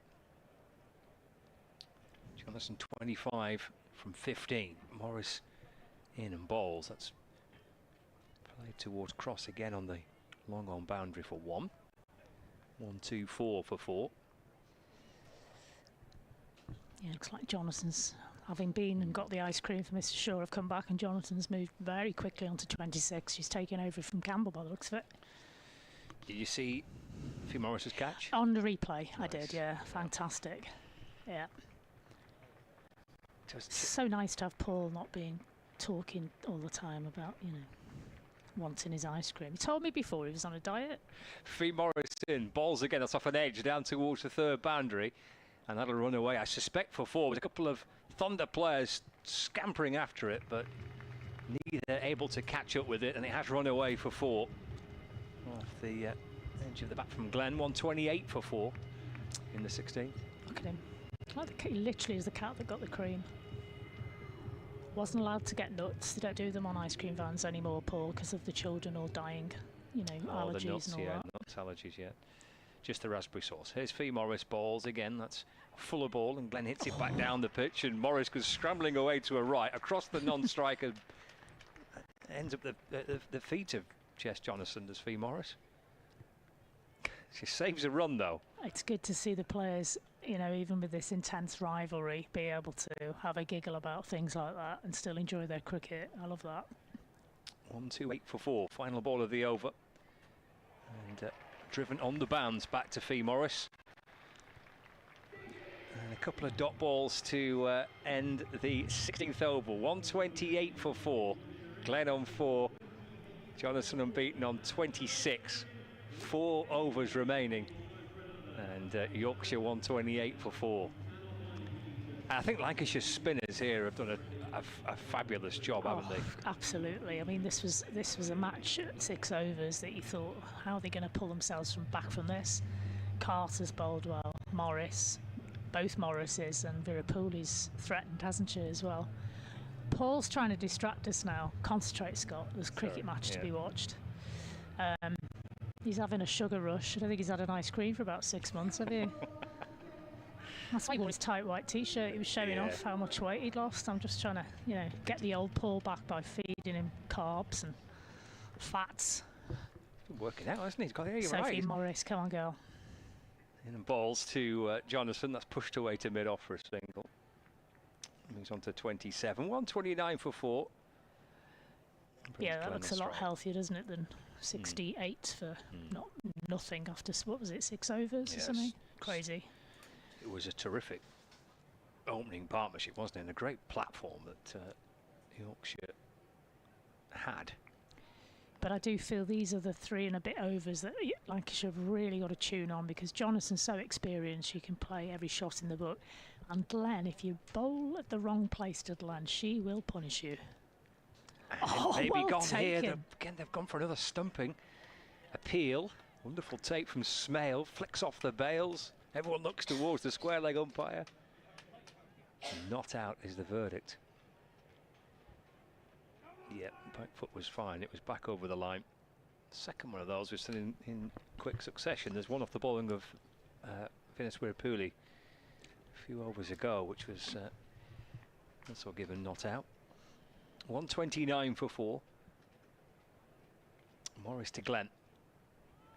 Off an inside edge, just bouncing out towards the leg side, and Smale goes charging after it from behind the stumps to field. That's good from Morris, though. She's restricting Glenn to a couple of singles there.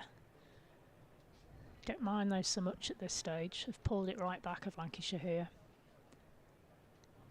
130 for 4, halfway through the 17th over. Stopped inside the field in circle at backward point. Saving precious runs. Darcy Carter doing well down to her right-hand side. Good low stop. Not a lot of margin for error. Would run away from the batters. That's swept and swept out towards deep backward square leg, and it's gone for 4. Jess Jonathan, beautifully timed, moves to 31. Yorkshire trying to find a bit of a counter punch here at the back end of their innings. 134 for 4. Lovely shot from Jonathan. Didn't try and hit it too hard. Picked her spot. Found the spot. Danny Collins has been brilliant on that leg side boundary for most of the day, but she couldn't get around to cut that off. Worked through the onside. Looks like Collins looked like for a second she may have been limping a little bit. They've come back for 2. She's moving. She's struggling there, isn't she? She's signaling towards the dressing room as well. She's got cramp, maybe. She's calling for some nutrient of some sort. She's pointing to her mouth a little bit. It's the end of the 17th over. They have come back for 2 at to complete the over. 136 for 4, but just as Danny Collins set off to field that ball, she just was limping a little bit. Yeah, it could be a calf or an Achilles. Could be cramp. Yeah, I think she's cramped up. She's trying to release the tension in her lower leg as we speak. Not surprising, it's a hot day. She's done a lot of running. So I'm going to go receive a little bit of treatment. Well, that's the end of Sophie Morris. 4 overs, 1 for 34. Fee Morris has also bowled out. 4 overs, 1 for 30. Darcy Carter's got 1 left. Venus Wirapuli's got 2 left, and obviously the 2 seamers have both got overs left as well, Norris and Cross. Wirapuli in and bowling. That's cut away by Glenn. It's worth 1 run. Meg Lanning fielding at cover point. 136 for 4. It's been a few games since Virapuli's gone wicketless, hasn't it? We've watched her a few times up at Blackpool, and she's taking wickets in every game she's played in, so hold your breath. I suspect she'll get another one. As you pointed out before, Alison, 12 wickets. 8 matches. 8 matches, yeah. Crazy. Leading wicket taker in the Blast for Thunder this season. Oh, that was unlucky. It pitched in line with the stumps and then span ridiculously away from the left-hander there, given a wide. 138 for 4. Balls in again from the Stay the Men bowls. It's a top edge and could be caught. And there is. we go. Wirapuli does pick up a wicket, as if it was ever in doubt. Number 13 of the Blast this season for Venus Wirapuli. Yorkshire are 5 down, 138 for 5. And she gets a key wicket as well. Jess Jonason's gone for 33. What a scalp for a 16-year-old. Great catch from Morris as well. That didn't seem to be, a true flight. It was spinning and circling ahead of her, so good work from her. But wow, Venus Wirapuli, take a bow. The last one she bowled before that was wide, and she pitched it on the stumps. That one she bowled wide on the off stump, and it fooled the batter. Left-hander, wide on the leg stump for the left-hander, and it must have moved in on her. Gone for a big hoik. Well watched. Good bowling again from Wirapuli. She's an intelligent young player, this one. It has been brilliant to watch it, hasn't it's it? been the joy of the summer. It's been the biggest positive, I think, for Lancashire women this season so far. If she can do this in a side that's struggling, what's she going to do in a side that's starting to win a few games in a row with the confidence and everything that brings with it? And what else she's brought is youthful energy and enthusiasm. You can see, even when the backs are against the wall, she is loving every moment of that. And that's how teams win, isn't it? You enjoy your sport, you're better at it, I think. Balls again to the new batter, Langston. That's cut out through the offside for 139 for 5.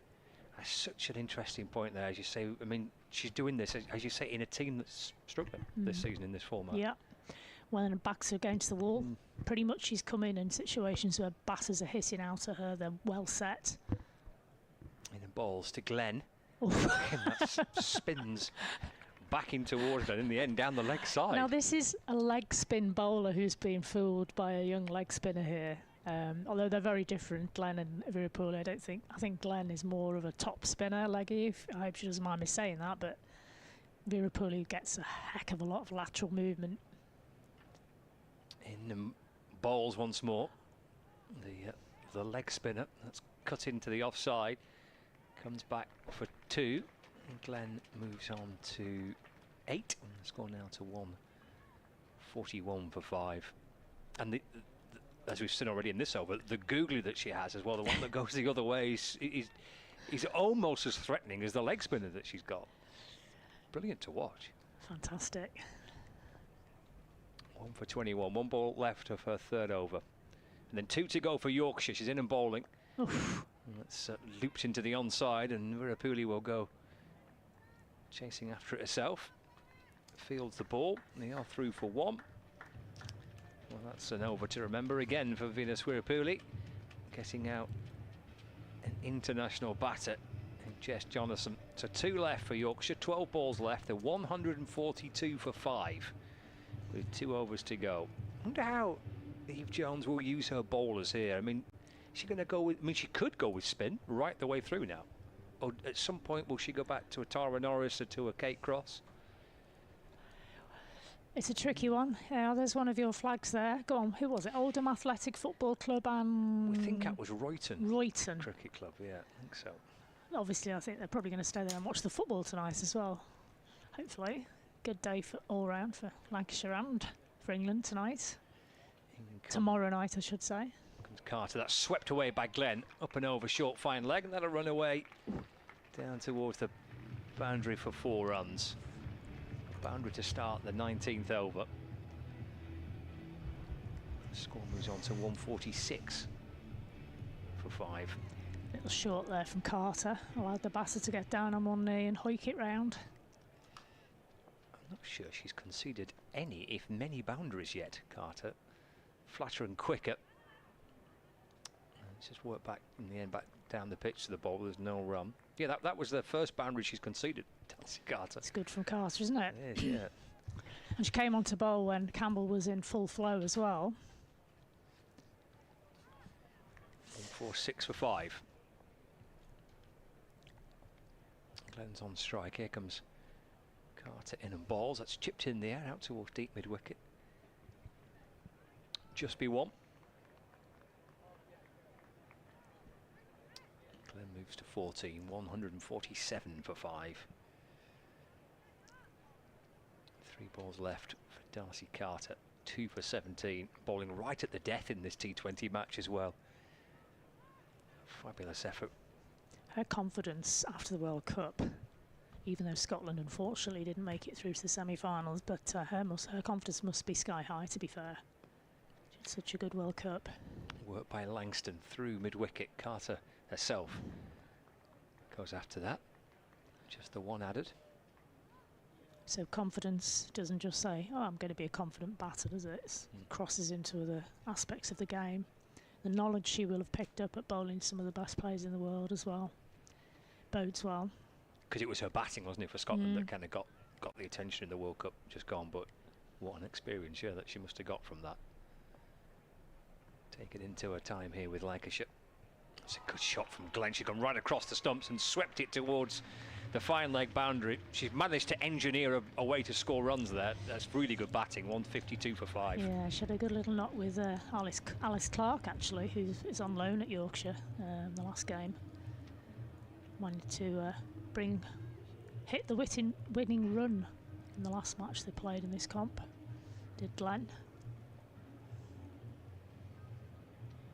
152 for 5. So 1 ball left for Darcy Carter.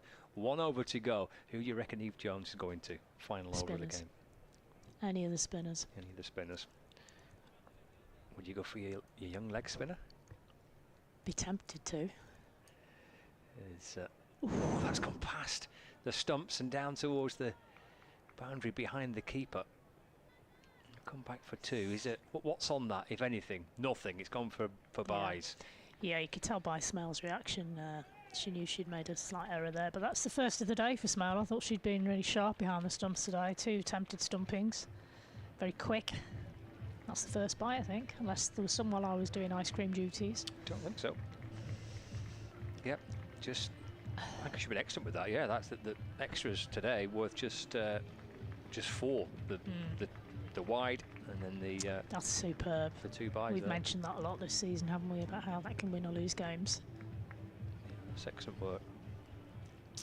Well, it's going to be Kate Cross. Ooh, talking of Kate Cross in England, England have got India at 228 for 5 in the Test match at Lord's, a historic one, 56 over. I think Eccleston's doing a bit of bowling down there. She'll be shattered. It's a hot day, isn't it? Yeah. Well, they're not used to Test matches, are they, these players? So it's a big thing bowling more than 10 overs in a game. 154 for 5. So it will be Kate Cross to wrap things up here with the ball. Full and straight to Langston. That's dragged out towards the leg side. Fee Morris quickly across the ground to field. Just a single. 155 for 5. So the bowlers that have been bowled out in this game. Only 3 of the 4 spinners have bowled their 4 overs. So Sophie Morris 4 overs, 1 for 31. Fee Morris 4 overs, 1 for 30, and Darcy Carter 4 overs, 2 for 22. Venus Wirapuli 3 overs today, 1 for 22. And this is Cross's second, and indeed will be final over. 5 balls left. Cross into Glenn. It's a slow ball into the pitch, which Glenn tries to pull into the leg side. Balloons over the keeper. Nothing on that. That will be a bye as well. Yeah, so I was talking about Eccleston. She's bowled 15 overs so far for 59 runs, no wicket. Wong's got 2, Bell's got 1, Filer's got 1, and Villiers has got 1. So she's the only bowler who hasn't taken a wicket yet. Should be well pleased with that after doing all that work, wouldn't she? Here's Cross. Fires in the Yorker, jabbed down by Langston, picked up at short fine leg, and a good stop. There's no bat on it. It's been awarded as a leg bye, so the bat was jabbed down by Langston, but must have come off the boot of the pad or some part of the body. So leg bye takes Yorkshire to 157 for 5 with 3 balls remaining. Cross balls again. That's whipped over mid-on. It might just have enough to reach the boundary. It does. Bonus 4 for Yorkshire. Glenn to 22 now. 161 for 5. She's no stranger to a big shot, as Glenn. Very able middle to lower order bat.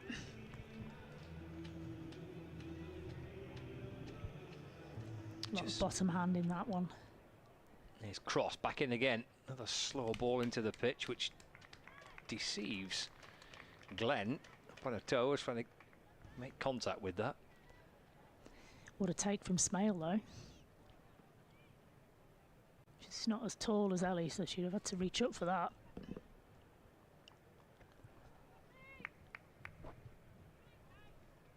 Final ball of the innings. Yorkshire 161 for 5. Cross just moving a fielder's out on the leg side boundary, just in front of square. So a deep square leg and a deep mid wicket. There's a long on, deep point. And 4 in the circle on the offside, 1 in the circle on the leg side, which is a short fine leg. That's chipped out towards the leg side boundary. Fee Morris in quickly, really good throw, brilliant. Oh. Terrific from Fee Morris, throwing towards the keeper's end. Smale takes it, whips off the bails. There's a run out right at the back end of the innings. Yorkshire finish on 162 for 6 from their 20 overs. But that's fine work in the field from Fee Morris in particular. Yeah, not so much taking the wicket, but 2 things. 1 less run, and Lancashire have gone into the next innings on a high because they've taken a wicket right at the end. It's always nice, that. Wow, can't believe they kept him to 161. If you'd asked me that an hour ago. Well, especially, I mean, in the 7th over, there was 69 without loss after 7. Yeah. And great comeback. That is a fantastic fight back, isn't it, by Lancashire? They'll be super pleased with their bowling and their fielding performance there. Can't really recall a drop chance in the field. The groundwork was really good. And yeah, I think they'll be pretty pleased with how they've gone about things there. 162 for 6 at the end of the 20 overs. So a wicket each for Morris, Sophie, 1 for Fee Morris, 1 for Venus Wirapuli, and a couple for Darcy Carter as well. So it's 163 to win for Lancashire Thunder in this first T20 Roses match in this double header here this afternoon. The top score, Amy Campbell's 64 for Yorkshire, Jess Jonason's 33, and as mentioned too, that's Sarah Glenn's 23 from just 18 deliveries. Could yet still be crucial in the game as well. So 163 to win it is for Lancashire Thunder. For our viewers on Lax TV, we're heading outside and joining Chris. The halfway point then in the War of the Roses Part 1. Yorkshire closing on 161 for 5 from their 20 overs. Amy Campbell, the standout batter, opening the innings and making an excellent 64. Her opening partnership with Erin Thomas very much setting the platform. In truth, it could have been worse for the Thunder. A decent recovery after the run rate was touching 10 for the power play overs and shortly afterwards. 161 for 5 then. Well, we heard from Eve Jones pre-match. She wanted to keep the visitors from over the Pennines below 160. Her side haven't quite managed that, Paul Shaw, but 161 for 5. Would you suggest it was pretty even, Stephen, at the midpoint? Yeah, I think Yorkshire may just have their noses ahead in that game. The partnership up front between Thomas and Campbell I thought was outstanding. 69 for none, and then the wicket went down. But I think they've maintained a run rate throughout. It has dropped. It was above 10. It then finished just above 8. But actually, I think they'll be relatively satisfied because this pitch is showing a few signs of spin and also a little bit of bounce. So I think Yorkshire will be the happiest. Lancashire will still fancy the chances at the halfway stage. Thank you, Paul. We've got a chance to bring you now one of 4 Lancashire spinners deployed today. Darcy Carter, who returned the excellent figures of 2 for 22 from her 4 overs. Well bowled, Darcy. How tough was it out there in this heat and on this wicket? Yeah, obviously pretty tough. It's quite warm. You know, it looks like a pretty good batting wicket as well, and they got off to a flyer, but we managed to drag that back, so I was pretty pleased with that. 4 spinners used by Eve Jones. Did you make a decision as a team quite early that this was going to be a wicket that was going to suit the spinners better than the seamers? Yeah, I'm sure she did. I obviously wasn't in that conversation, but it looked like when spinners came on that we were able to restrict them a bit better. And having had that victory over at York recently, how much confidence is there in that Lancashire dressing room that you can chase down? What's a relatively stiff target there of 162 for victory? Yeah, I know. It looks like a pretty good wicket, so I feel like after the flyer they got off to, like, we're pretty pleased to pull them back to about 160. So, you know, we'll have confidence going out chasing that. Yeah. Well bowled, Darcy. Go and cool off if you can for a minute, and good luck with the bat in a few minutes' time. Thank you. Darcy Carter, Lancashire all-rounder, who picked up 2 for 22 from her 4 overs, will of course see her towards the top of the Lancashire batting order as they pursue 162 for victory in this iconic War of the Roses battle. We'll be back here to see how Lancashire Thunder get on after this short commercial break.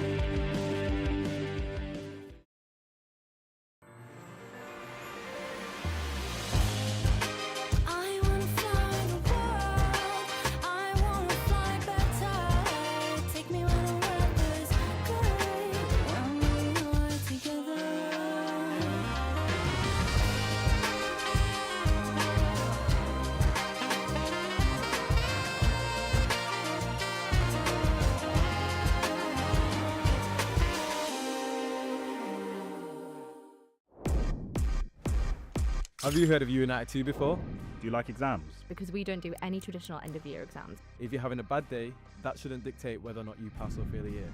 We have 4 main subject areas: business, media, digital and sport. You work directly with our industry partners to make sure you're ready for the real world. Teaching across 4 different campuses: the Old Trafford campus, UA92 Business School, the Player and Media Centre at Lancashire Cricket Club and the Old Trafford Stadium. You'll study 1 module at a time, as well as studying half days only. Making time for work, hobbies, socialising, or your side hustles. You'll secure a degree awarded by Lancaster University. So what are you waiting for? Join us at UA92.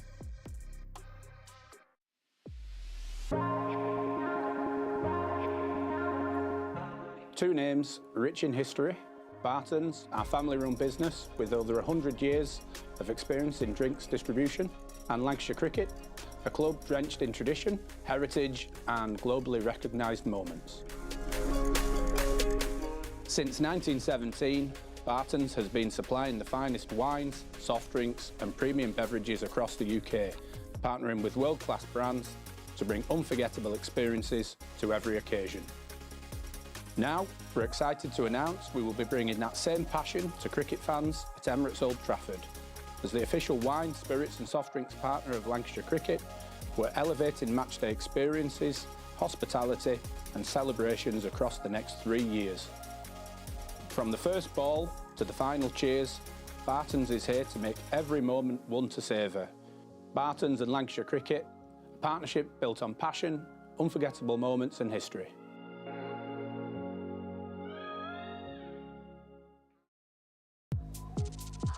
Welcome to the Emirates Great Britain Sail Grand Prix Portsmouth.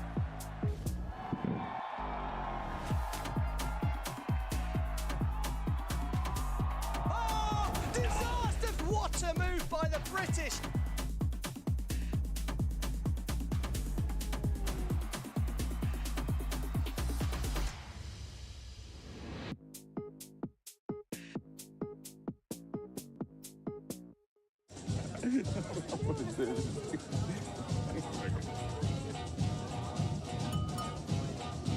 Guys, make way for the designated driver.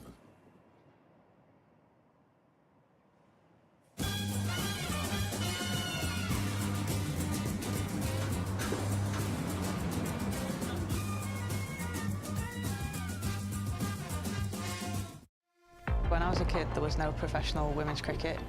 I didn't even think that women could be professional sports people. Especially early on, it just didn't really seem like there was a career in it. To support myself around cricket, I had to work at the petrol garage. I was the only girl, so I stood out. I'd love for young girls to be able to dream about being an athlete and it to be achievable. Thanks to the Hilton funding my contract, it's allowed me to play the game that I love all day, every day.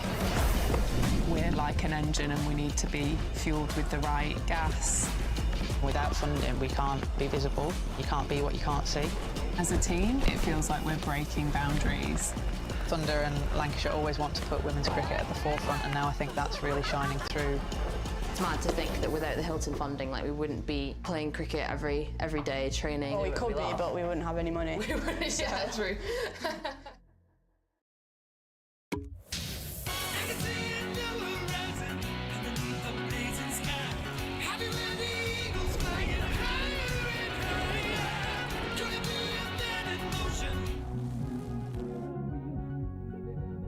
Pass the Pringles!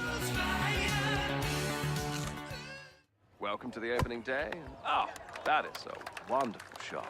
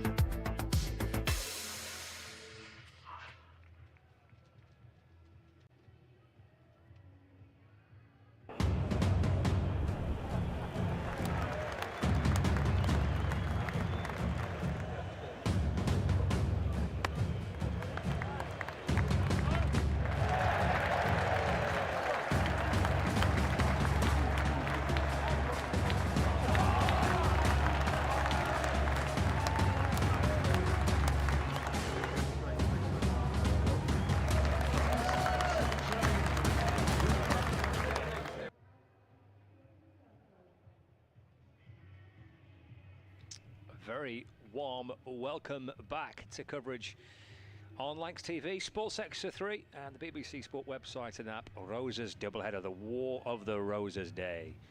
And we've had the first half of the first game of this T20 doubleheader, and Lancashire Thunder are chasing a target of 163 to win, which we hope, Alison, will be well within their reach.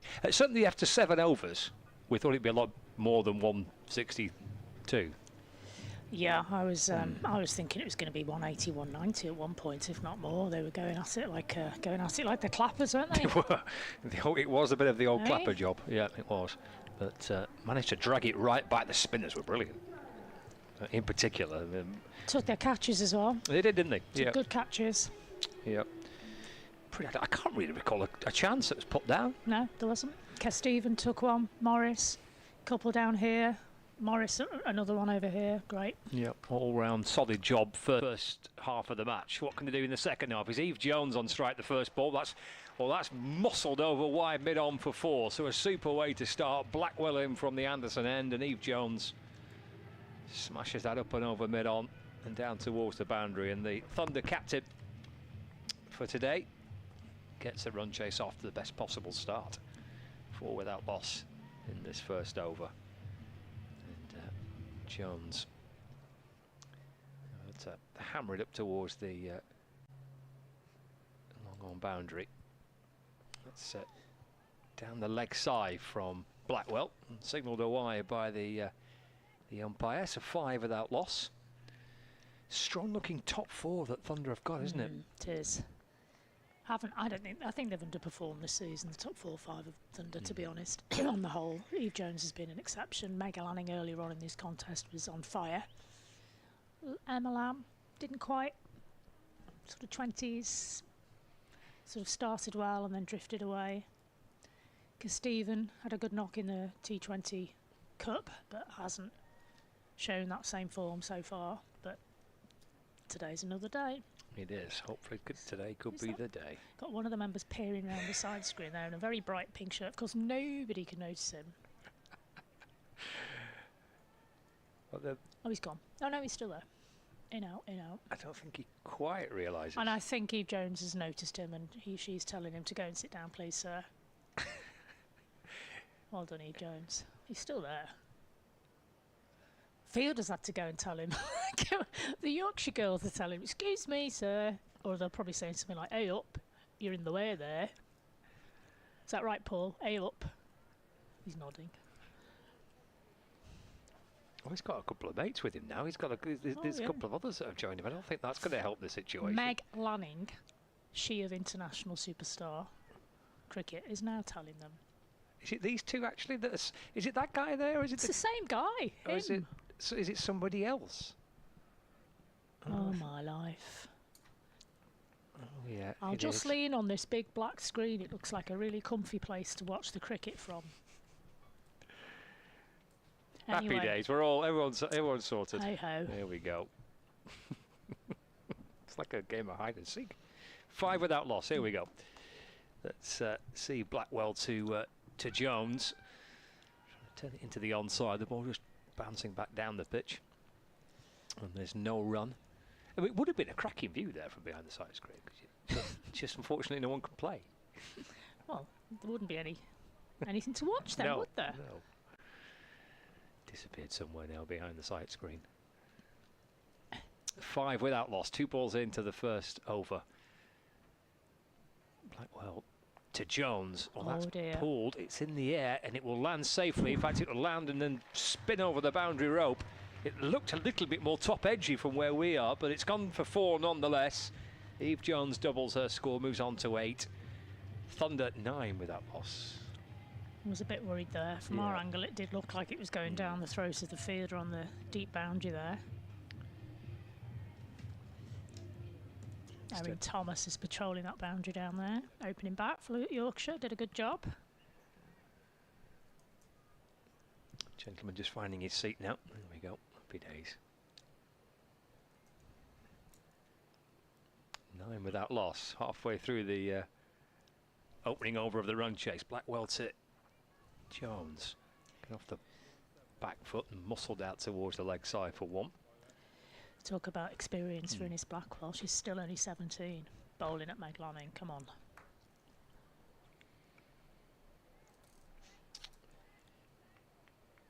Yeah, I mean, I would say I would be pretty petrified, but young players now, they don't seem to get themselves too concerned, do they? No. Because they've been in academies since they were 9, true. 10 years of age, and they've been coached to deal with pressure. Blackwell in to Meg Lanning, that just leans back and carves it down towards the 3rd boundary for 4. And Lanning off the mark straight away. Thunder moved to 14 without loss. Too good. Too good. Hardly moved at all then, did she? Just gently dabbed it into the gap. Thank you very much. Of course, these are not quite Australian conditions, but they're never having been to Australia, I imagine it's similar to this. It's got a touch of the north of England about Australia from time to time. 14 without loss. 1 ball after the over. Lanning off the back foot, and Lanning has managed to find the gap through mid-wicket, but it's picked up by mid-on, so possibility of a single to end the over is soon snuffled out.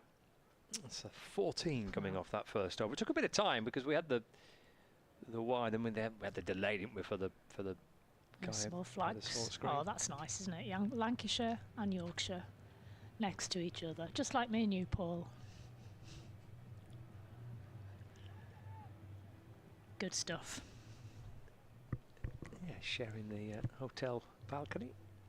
Yorkshire, it's a Yorkshire Could flag. even be a married couple, wouldn't that be cute? That would be lovely. And the Lancashire flag is the yellow flag with the red rose as the on it, and the Yorkshire flag the usual blue and white. Quite a few watching from the balcony as well, aren't they, on the hotel? Bring a spinner on. Yes, we saw quite a bit of spin early on, didn't we, for Lancashire? I'm going to bring Jess Jonathan into the attack over number 2.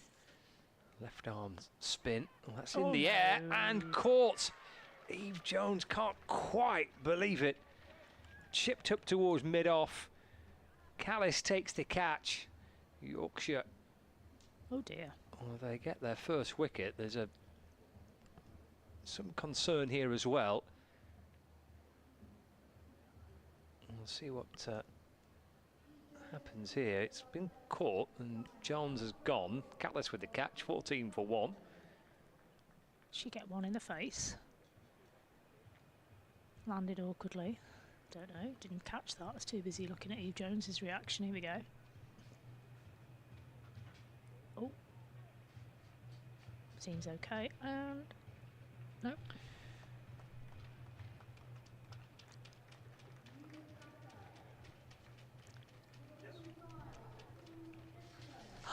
Paul Shaw's nicked my Pringles. Oh, that's what's happened. Oh, right, I see. Did you see it? We see back on the replay. It was Amy Campbell. So as the kind of the throws come back in towards the umpire's end, it's actually caught Amy Campbell in the face. We saw it from the replay behind the bowler's arm. Very unfortunate. Thankfully, Amy Campbell's okay. That could have been quite nasty there. I think you'll see it in this replay here. As it's chipped up towards mid-off, it's caught. Eve Jones can't quite believe it. Yorkshire players are celebrating. Amy Campbell comes up and then right on the side of the face. Yeah, that's nasty. Oh, right in the head. Not pleasant. Just going off for a few further checks as well. She's done her job for the team today. She can go off now. It's all right. She doesn't bowl. Tactical injury. It's too hot. Get myself a little tiny injury. Get off. I doubt that very much. It's just me being facetious. Yeah. Anyway, another left-hander. 3 out of the top 4 are lefties. Yeah. Kesteven. There is Johnson and bowling to Teddy Kesteven. That's delivery first up, and the ball just bouncing back down the pitch towards the bowler. It's a wicket and a dot ball to start this over. Balls again. Oh, that beats Kesteven. Through to Winfield Hill. And there's no run. Well, Kesteven's facing a bowler who's taken 254 wickets for Australia here. She's in again and bowling. Driven, it's just beyond the reach of Jess Jonathan. Up towards mid-off where Callis fields. Another dot ball. Superb start to the second over. Jess Jonathan's first. Meg Lanning comes down to have just a word of encouragement to the young batter, Tilly Kesteven. 14 for 1. Let's push back towards Jess Johnson, and again there's no run, so 1 ball away from a wicket maiden here. Yeah, that would be an amazing start for her, wouldn't it? In and balls, and it is indeed a wicket maiden, so brilliant start. Jess Jonathan, 1 over, 1 wicket, hasn't conceded a run. The perfect way to get going from this Brian Say the men for Yorkshire. And Lancashire Thunder 14 for 1. Tricky that for Tilly Kesteven to come out and face Jess Jonathan, because there wasn't a ball there really for her to kind of get herself going with. You wouldn't be expected to face a spinner in the second over of a match in a T20 anyway, really, usually, would you? But she dealt with it well in the end. Big job on here now for Lanning. We see spin from both ends, aren't we, as well? Holly Garton from the James Anderson end. Yeah, she's a different type of spinner, though. She's a leggy. Another 17-year-old. They're placing their faith in the youngsters here, or Yorkshire. Oh, in a ball, just a terrific delivery first up, and Lanning's gone. Great take from Winfield Hill. What a reaction, too, by Yorkshire to their young spinner. What a wicket that is for Holly Garton to get. First ball to Meg Lanning, and Lanning's caught behind. Thunder 14 for 2. I am literally speechless. Lanning's tried to cut the first ball of a bowler she's never played against before, and it's just beaten her outside edge. It's pitched and moved away from her. What a lovely delivery. Deserved a wicket. Yeah, that's a really nice piece of bowling, isn't it? What a delivery first up from the youngster to one of the game's greats in Meg Lanning. That will be replayed. That'll be on the family WhatsApp for weeks and months to come, that little clip of that wicket. That was a brilliant moment for Harley Garton. And Yorkshire are on the squeeze here, aren't they? 14 for 2, and Lancashire up against it. Swingometers move back towards Yorkshire direction again. Paul in the background there. Darcy Carter comes out to join Tilly Guest-Even. So, if Lancashire are going to do this, they're going to have to use the younger stars of their batting order. Carter, 21. Guest-Even, I think she's just 18. Well, if not only 17. I'll have to look that one up. But anyway, the youngsters. It would presents a very, very exciting challenge for them. Will be Carter on strike. Here's Garton to Carter, goes back and defends, and that's pushed back to the bowlers. No run. Thunder have been on the receiving end of a couple of low scores in recent T20 games as well, so that sure will be in the back of their minds. 14 for 2. And hopping back is Carter in defence and pushed into the offside. No run. She's a very different leg spinner to Virapuli, isn't she? She pushes it through a little bit quicker, but the line is superb, isn't it? She's attacking those stumps brilliantly at the moment. Outstanding start from Garton. Carter waits. In and balls again, hurried onto the back foot and turned into the onside. What a prospect Yorkshire have got here by the looks of it.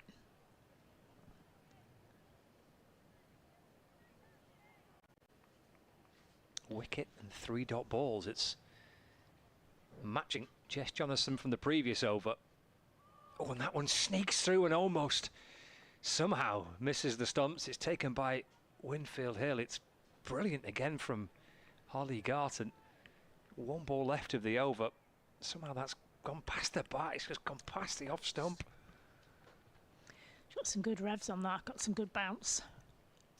On the brink of back-to-back wicket maidens. Here's Garton in and balls. Is through to the keeper. They're appealing for a little snick behind. It is a dot ball. It's the end of the over, and it is a wicket maiden. It's outstanding work from Harley Garton, backing up Jess Jonathan in the previous over. We've had 12 deliveries. Lancashire Thunder have lost 2 wickets and haven't scored a run. 14 for 2, 3 overs gone. Well, yeah. No doubt she's been getting some good advice from Sarah Glenn, the England leg break bowler in the Yorkshire team this year. She's had 6 wickets in 6 matches so far, this young lady. And I suspect she's going to get lots more in her career if she bowls like that every over. Okay, Stephen and Carter both yet to get off the mark. Interesting decision this, isn't it? Bring on some pace. Yeah. Yeah. Wilston. Unless they're wanting them to hit out a little bit and make a few mistakes. Which is over number 4 for Lancashire Thunder. Lauren Winfield Hill, captain and keeper, going the shots behind the stumps. Just like that. Playing a miss from Guest-Even and taken by Winfield Hill. It's almost like when you let the cork off a champagne bottle, you're cautious, aren't you? And at the last second, the champagne will spill all over you, isn't it? Or the carver if you pull short, because you won't buy champagne. But it's like that. It's the pressure's off and you make mistakes. Well, you think the pressure's off, and clearly it's not. That's a superb ball from 23-year-old Jess Alston. Alston in again from the Brian Statham end over the wicket and balls. And that beats short fine leg. And that's a boundary. Well, any runs at the minute for Lancashire Thunder are welcome. 4 of them in particular. Run down to third. They're absolutely welcome. 18 for 2. And it's got one of these girls off the mark. She's now the set batter. 4. Just shows this outfield is rapidement, really quick. Tilly Guest-Even gets going. Lancashire Thunder now 18 for 2 in the 4th. Woolston for Yorkshire in. Well left. Balls and left by Kesteven. Through to Winfield Hill, who will be absolutely bouncing from what she's seen from a bowler so far. Halfway through the 4th over. She's a graduate of the Durham Academy, actually, Woolston. Come through all the age groups there, so they'll be slightly miffed that she's come over to Yorkshire, I would imagine. Turns and sets off again from the Statham end in bright sunshine. Yorkshire on top here, pushed away through point by Kesteven. She wants to come back for 2. Throw comes in towards the keeper's end, and she has, in the end, pretty comfortably come back for that second. She moves on to 6. And Thunder just trying to piece things back together again after 2 overs in which Yorkshire picked up 2 wickets and didn't concede a run. 2 wicket maidens back to back for Yorkshire in this power play. Woolston for Yorkshire. Balls again, that's off an edge and it's gone past the fielder inside the circle at short third and down towards the boundary. We'll take them whichever way they come at the minute. 24 for 2, Lancashire. She's going to have a little crack on that bat now. She's hit that ball in exactly the same edge as the previous one, but I don't think she'll care at this point. Yeah. If they're going to think about putting a slip in here, Winfield Hill. It's tempting, isn't it, when they're doing so well? One more wicket here could be, crucial. No, she's staying with a short third. Final ball of the 4th over. Oh, that's a full toss. Oh, it's no. Pulled, but it might be a no ball, that. It is. Yeah, the full toss is over waist high. It was pulled to square leg and caught, but instantly called a no ball. And that will also be a free hit for Lancashire Thunder as well. So 25 for 2. And a free hit for Tilly Kesteven here, who's 10 not out from 11 balls faced. Straight hit over the bowler's head. And balls down the pitch she comes. That's exactly where she's aiming. Well, it's caught at mid-off, but they will get through for 1 run. Favourite shot of Kesteven, isn't it? We've seen it before, haven't we? Yeah, saw quite a bit in Blackpool, didn't we, the other week as well, in a blast game. Kesteven on to 11 now from 12 face. 4 overs gone. Well, it's been an interesting start, hasn't it? I mean, 26 for 2. They're trying to get their innings going here a little bit, Lancashire Thunder. Lancashire are competing as to whether or not to start as badly in the field as they have done with the bats, really, aren't they? The first 6 overs. But we saw, didn't we, in the first innings how well they recovered. So hopefully, if the pattern continues, these 2 will recover and move the game forward in a Lancashire direction. Yeah, Yorkshire were 7 overs in and there were 69 without loss. And Lancashire dragged the game back to give themselves a target of 163 to win. The challenge now is to try and dig themselves out of a little bit of a hole early on here. Having lost a couple of quick wickets, it will be Holly Garton to continue her 2nd over. In a bowling, playing a miss from Kesteven. Through to Winfield Hill. You can see why Winfield Hill has put her faith in this young bowler, can't you? She's making things happen. Sets off and stops, wasn't quite feeling it. Back to a mark and ready to come in once more. The sweep attempted by Kesteven. It deflects down towards short fine leg. They get through for a single. Kesteven moves on to 12, 27 for 2. Brings Darcy Carter on strike. Well, that's ruined Garton's figures, isn't it? 1 for 1 instead of 1 for nothing. Yeah, the first run she's conceded. Incredible. Took 8 deliveries. Oh, it's a good shot. Yeah, that's Carter. It's picked out the gap out towards wide long on. In fact, 4 of runs for Carter to get her innings up and going. She moves on to 4. So Thunder now 31 for 2. We're halfway through the 5th over. Yeah, Yeah, beautiful. Picked the length. Dispatched. You can hear the crowd get behind the Lancashire team now.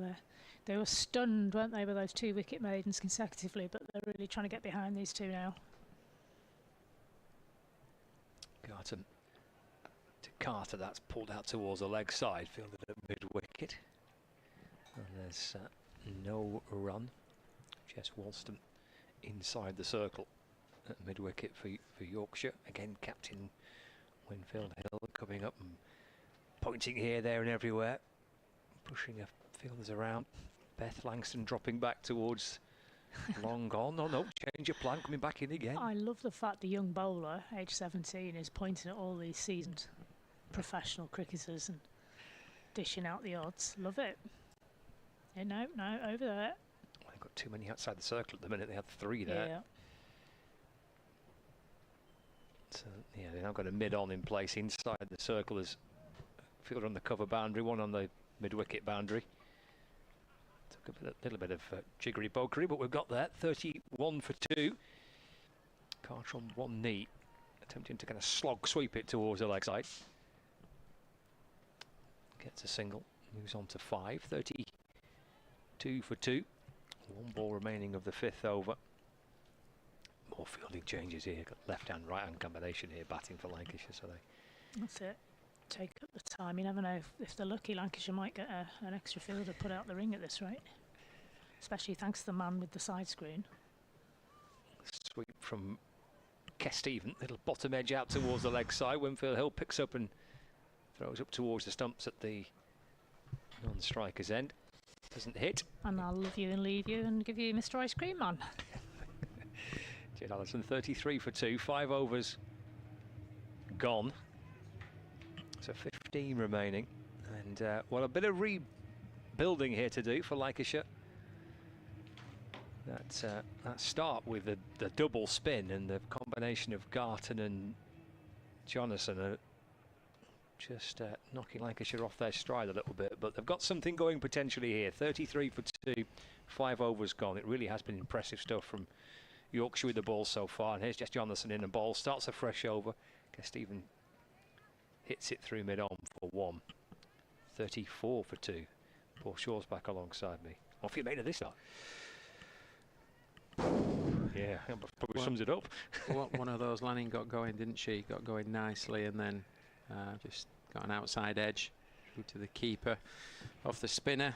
And yeah, it's a little bit tricky, isn't it? It's a difficult one, this, because the 2 batters that are at crease at the moment are just looking to build a partnership and also to score at a reasonable rate, which is challenging. Well, that's swept. It's top-edged over the keeper from Carter. Well, they should be coming back for 2. They do. Carter moves on to 9. Correction, 7. Now 36 for 2 in the 6th over. Yeah, certainly is tricky, especially when the spin's on from both ends. Yeah, it's just beginning to spin a little bit, isn't it? Around the wicket, round arm to Carter. That's swept out towards the leg side, bouncing out towards the deep mid-wicket boundary. Carter back for a second, moves on to 9. 38 for 2. As we approach the end of the power play, Yorkshire at the end of their 6 overs were 62 for none. So that's normally a stage to compare, isn't it? Jonathan to Carter off the front foot, pushing away defensively into the offside, no run. See, that's a great length there from Jonathan. Wonderful length to ball on this pitch. Just holds it there, just hold its line, decent length. Not a ball you can get back to, not a ball you can really target. So only option was there for Carter to play forward defensive. And balls again. Carter comes down the pitch. Has she chipped it over mid-on? She has. And that'll bounce away for 4. And nicely, nice use of the feet from Carter. Moves on to 13. 42 for 2. Yep, good footwork. Comes down the pitch to the length of the ball and managed to go over a wideish long on. There's been a change to the field. You've got a deep mid-wicket, you've also got a short mid-wicket, and now you've got a long on. Johnson into Carter again attempts to sweep, sneaks through to the keeper, and that is the end of the over. So 6 gone here at Emirates Old Trafford. 42 for 2, target 163. Let's head outside. Here's Chris. With not just one but 2 helpings of the War of the Roses today at Emirates Old Trafford, it's really no surprise that all the cameras are here, not just for the Lancs TV live stream, but our colleagues from Sky Sports are capturing the action as well. We're up on the camera gantry. We've got Keith alongside us, who's capturing all the shots. Keith, good to see you this afternoon. He's in charge of all the pictures, but he gets a blinking good view, doesn't he? He's pretty warm, though.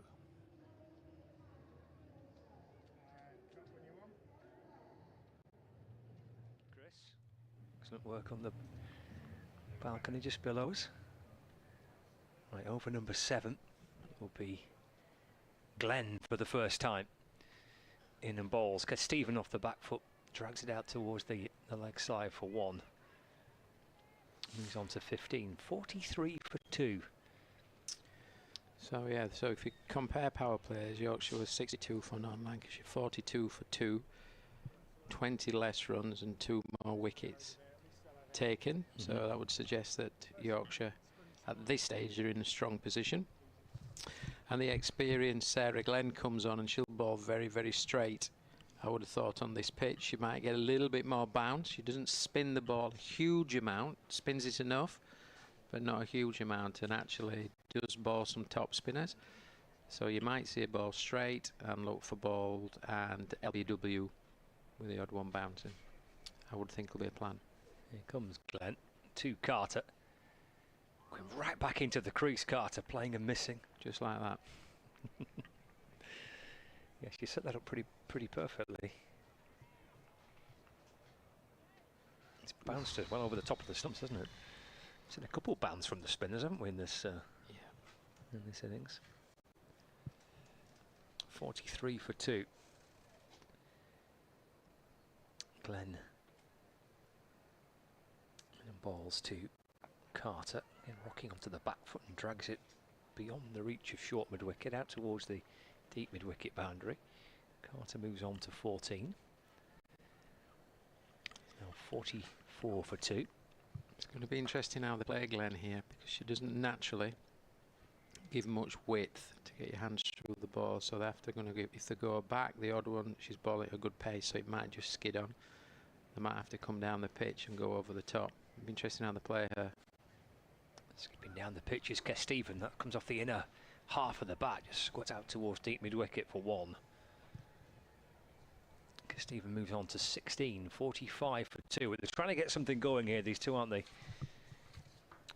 Certainly are, but it's not easy, is it? No. You know, the Jonathan on at one end, and then you've got Glenn on at other. Both internationals, both experienced cricketers, will have very quickly assessed this pitch and how to bowl on this pitch, and you've noticed all of them are bowling good lengths and very straight. Glenn to Carter. Shot. That's nicely timed. That's a lovely looking sweep shot, and that's worth 4 runs. Dive coming in from Woolston, but unable to cut it off. Caught that sweetly. 49 for 2. Yeah, it's a good shot, this. Carter gets into a very, very good position, sweeps this ball hard and low in front of square on the leg side, and times that incredibly well. Beats the despairing dive of Woolston on the boundary. 4 runs, 49 for 2. Final ball of the 7th. Down the pitch comes Carter, and that's driven up towards long on for a single. Carter moves on to 19, to 7 gone, 50 on the board. It's going to take some work, this, isn't it, Paul, for Lancashire Thunder, but they're rebuilding here. A few thoughts on where these two are at, and then Alison will come and join you. Certainly are rebuilding, so consolidating while still trying to play positive cricket. We've just seen a slight change in tempo. We've seen a boundary from Carter, and also then Carter go down the ground to Sarah Glenn, the experienced England performer, and it will certainly be interesting now how this partnership can develop and give Lancashire a good chance, or a sporting chance, to win in this game. They need 113 runs to win off just 78. Delivery's still very much in the game. They've still got some batting to come, but an important phase of cricket. Blackwell's in again. Big shout. High ball. Hello, Alison. Bit husky there, wasn't I? High ball. Clear the throat. Yeah, big swipe and a miss. Took some tap in the first over, Blackwell, didn't she? But now would be a good time to bring her back in. Dabbed into the covers, quick single from these two. One thing you will get from them is some quick running. Both tall, both leggy, both very quick. Just punched off the one bounce into the covers. Now starting inch by inch, little by little, to create a little partnership here, Paul. Positive signs. Push the field back a bit, haven't they? Blackwell comes in again. Pushed off the hips there. From Carter. Run rate's just going up. The run rate required is 8.81, but actually Lancashire are now scoring at 6.98. So they're just nudging their way forward, as Alison says, in this game, trying to give themselves the best chance possible in those last 5 overs of the game. Blackwell in again. Driven into the long on. They were lucky there. There was a slight misfield at mid-off there that allowed, mid-on I should say, that allowed them to take the single with a little bit more ease than they should have really had. 53 the total.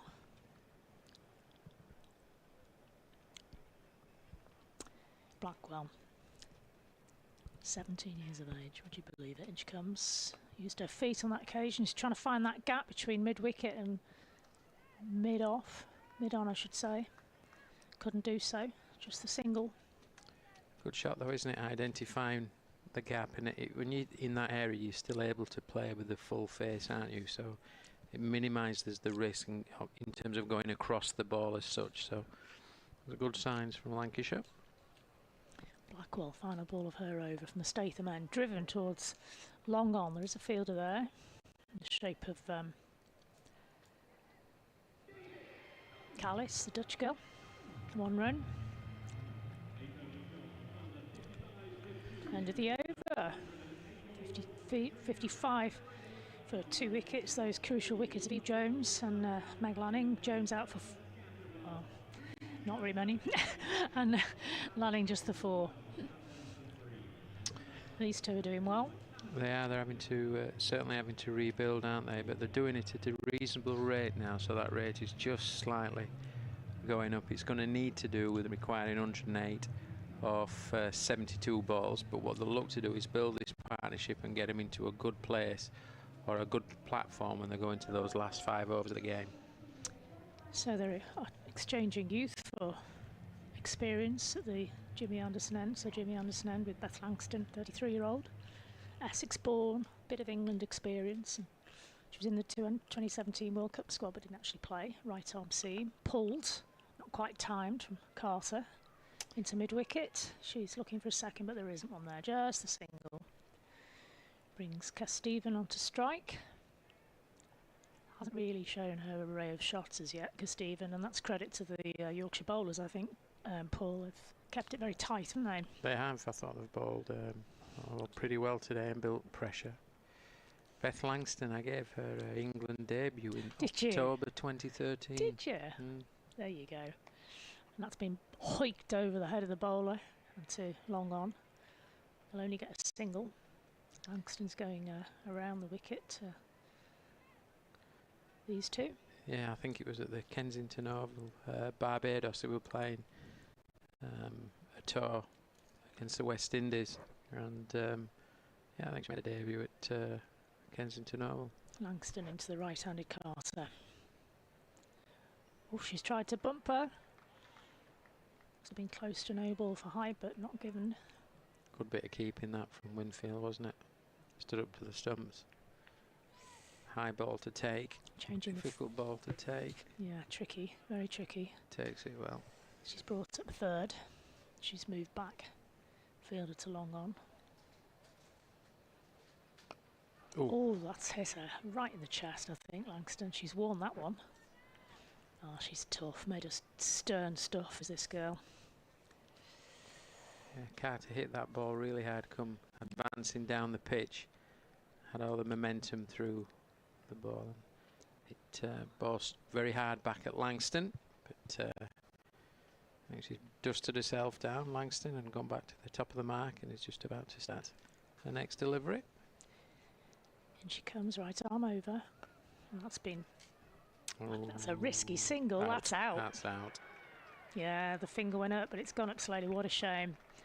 These two are really starting to put a little partnership together, and Carter's hit that one herself. She's only got herself to blame for that one. She called the run, but a direct hit, she was always going to be out. She was gambling on the fielder missing the stumps there, I think, Paul, which is a big gamble to take at this stage, but that's a shame. She was going well. She'll be gutted, obviously. Yeah, she will. She set off, she made her mind up, but yeah, she's out. She nearly made her ground, but actually it's good fielding from the person at mid-off. Was picked that ball up and hit the stumps direct. It's Thomas, Erin Thomas. Was there a 66 on her back? If it is, it's Thomas. Good fielding.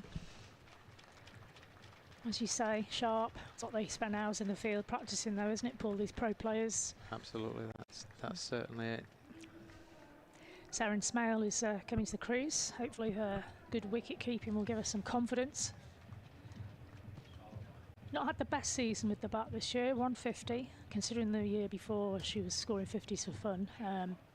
Now would be a good time to have another one of those good days, I feel. It certainly would for her, but also the team need a good partnership and a good knock at this point in time. As score is 57 for 3. Langston coming in for a final ball. Played into third gently by the left-handed Casteven. Still got that left hand, right hand to contend with, so has Winfield Hill. 9 overs, 57 for 3, run rate 6 and a little bit, 6 and a third exactly. And the required run rate's now gone up to 9.64, so it's approaching 10. So when it gets to those sorts of numbers, it can be a challenge to chase down. But there's one or two coming to the ground, Alison, to cheer them view on. this batting innings and support the Red Rose. Yeah, not all from Lancashire though. There's quite a few Yorkshire flags in the crowd, which is good. Adds to the atmosphere, doesn't it? Certainly does. I'm sure Lancashire would love to take their money behind the bar as well. And the ice cream vans. Sarah Glenn coming in from the Brian Statham end. Just adjusts. She's just bossing the umpire around, getting him in exactly the right spot. These spinners like the umpires to do the okey-cokey up and down there, don't they? Put them in the right spot. Sarah Glenn. Cut. Oh, they've done it. Oh, I think she threw to the wrong end then.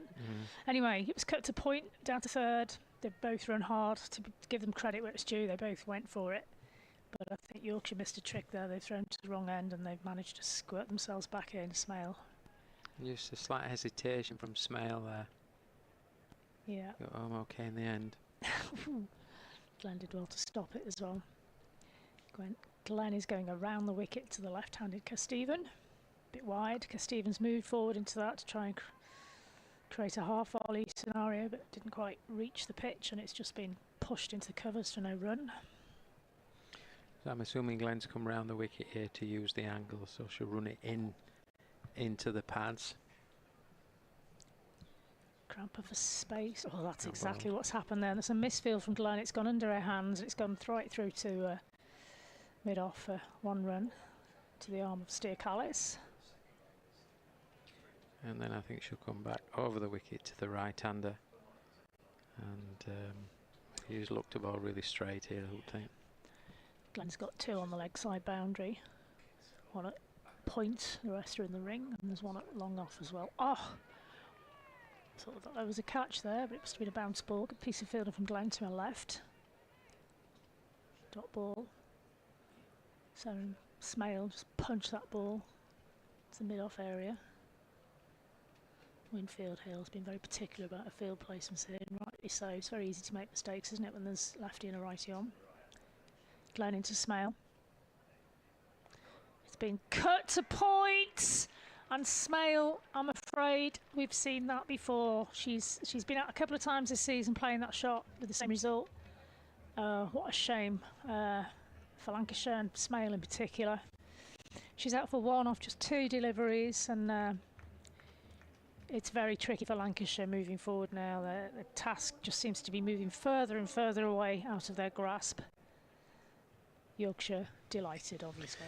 Yeah, certainly does. Smale just leant back on that one and opened the face, so I didn't get on top of the ball at all. It's a good catch at point, and it's a big blow for Yorkshire, and it's certainly a negative blow for the Red Rose as Smale walks off, and walking out to the middle. That walk looks like Fee. Is it Fee Morris? It certainly is. Number 31. She always wears 31. And she's had a couple of really good knocks this season, a couple of good 50s, 70 up at Blackpool. So I just think maybe they should have put her up before Smale, give her more time to play herself in, and then play the big shots that she's capable of, just with the confidence factor, you know. I think it's a good point, certainly. Yeah. Yeah.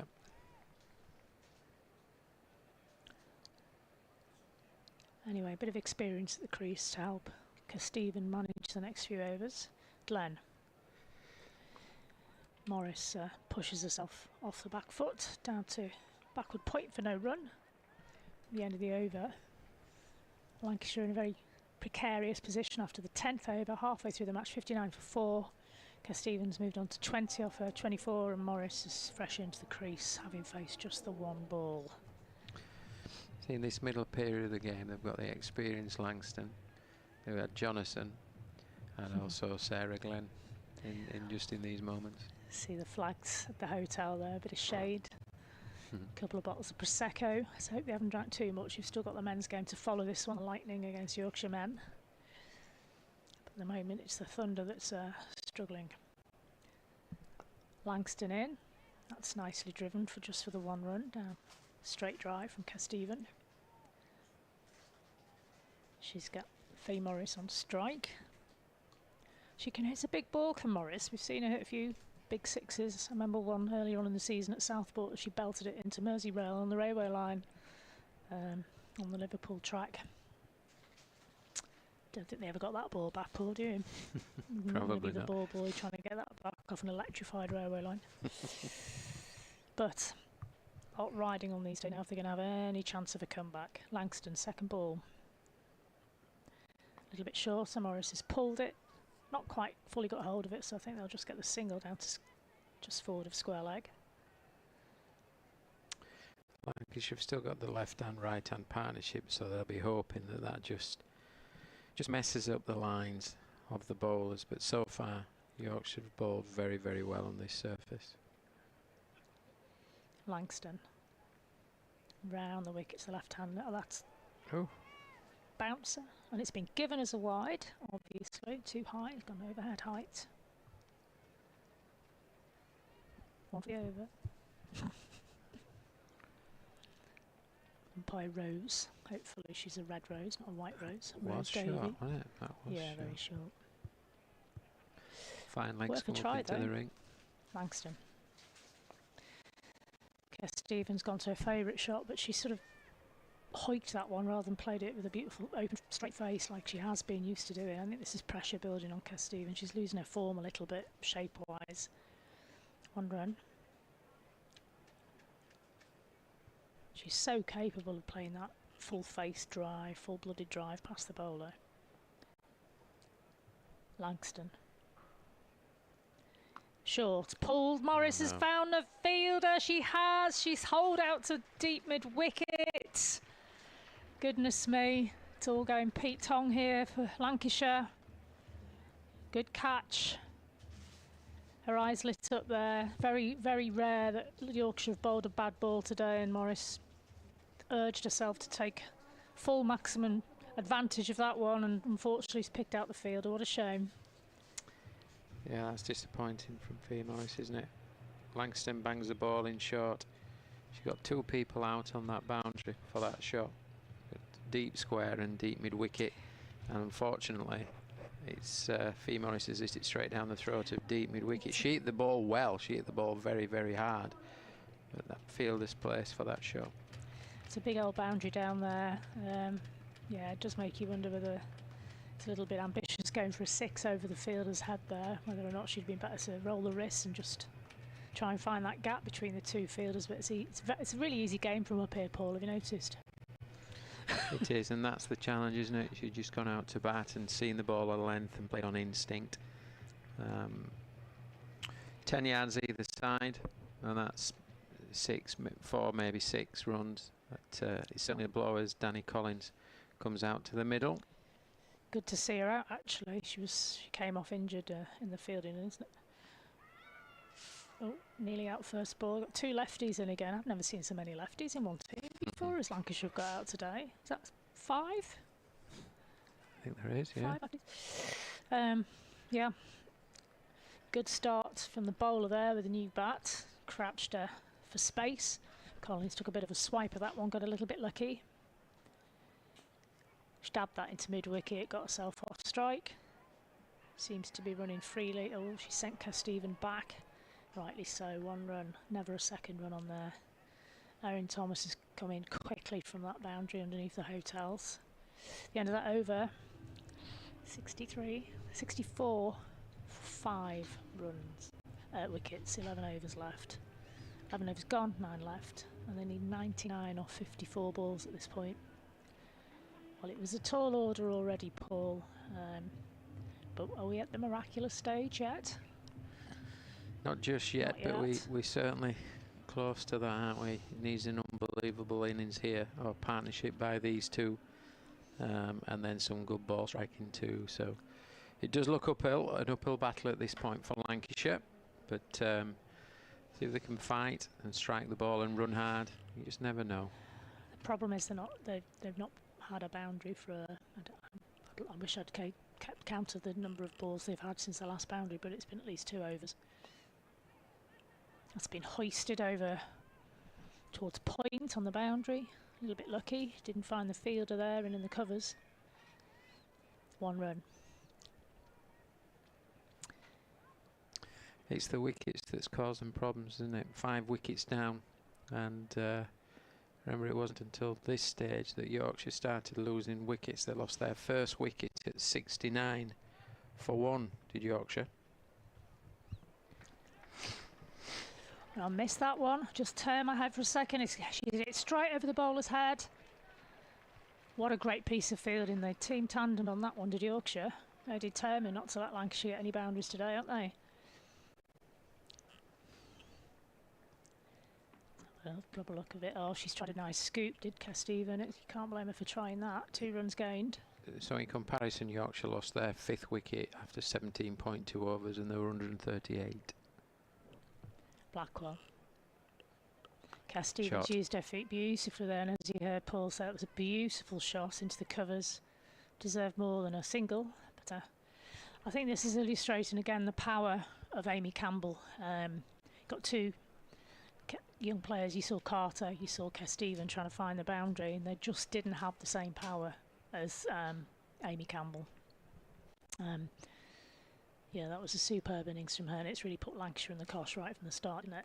Nice, down on 1 knee. She's pulled that down to the square leg boundary. Again, as cover down there, 1 run. And they are playing against an ever-improving Yorkshire team, aren't they? You know, if you look at Yorkshire's season, the season's got on, they got close in a few, won the last couple, got a bit of momentum, learning how to win games of cricket tactically. So they're a tough off position to play today when, you know, maybe the Lancashire team's confidence isn't at its greatest at this point in time. Yeah, they're missing a few players today through England. I'm not making any excuses, but I think the experience of Lamb, Threlkeld, and the bowling of Potts, and of course Eccleston, although we've not seen much of Eccleston at all this season for Lancashire. I mean, I think Threlkeld is a big miss, and Lamb obviously with her solidity in her batting could have perhaps played a more considered innings than 1 or 2 of the youngsters here. But you know, that's the nature of cricket. If your players are playing well, they'll get selected for international duties. It's one of those balancing acts, isn't it, that domestic teams have to play. Absolutely, yeah, it is a real challenge, but certainly something you have to plan for, especially if you've got players of high potential or players that are performing. What I've been impressed with from Yorkshire in particular, we expect good performances from the likes of Jonathan and Steer Callis, is the academy players that have been coming through, like in his Blackwell and the leg spin bowler Holly. Excellent. And I think we've got an interesting change of bowling here. It's Hannah Rainey, formerly of Lancashire. Yeah, I watched her. Oh, I spoke to her actually at Headingley at the beginning of the season when I went to do a game for Yorkshire against the Blaze, and she'd just got herself injured just before the World Cup teams were being selected. She was devastated, actually devastated. Of course, she came back, and then unfortunately another Scotland player got injured, and she ended up playing in the World Cup, which I'm pleased for. Right arm over. Ooh, that was a bit sharpish. She sped up since she played for Lancashire. That was quick, wasn't it? Well, she was a vet when we signed her here at Lancashire a number of years ago. And we signed her on potential. Her work ethic, her attitude were tremendous. And she had the potential to bowl quick, so she was working a lot with Craig White, who was the assistant coach and bowling coach at the time with the Thunder. And in that time she made some certain strides, and we managed to get her a contract with Scotland and with Lancashire at that point in time. Into completely over. That's mistimed pull shot up towards mid-on. They're through for one. There's a direct hit towards the stumps, which is successful, but they have scampered through for a single. So that's 12 overs gone. It is 70 for 5, 93 required, 48 balls left for viewers on Lancs TV. Let's head outside. Where's Chris now?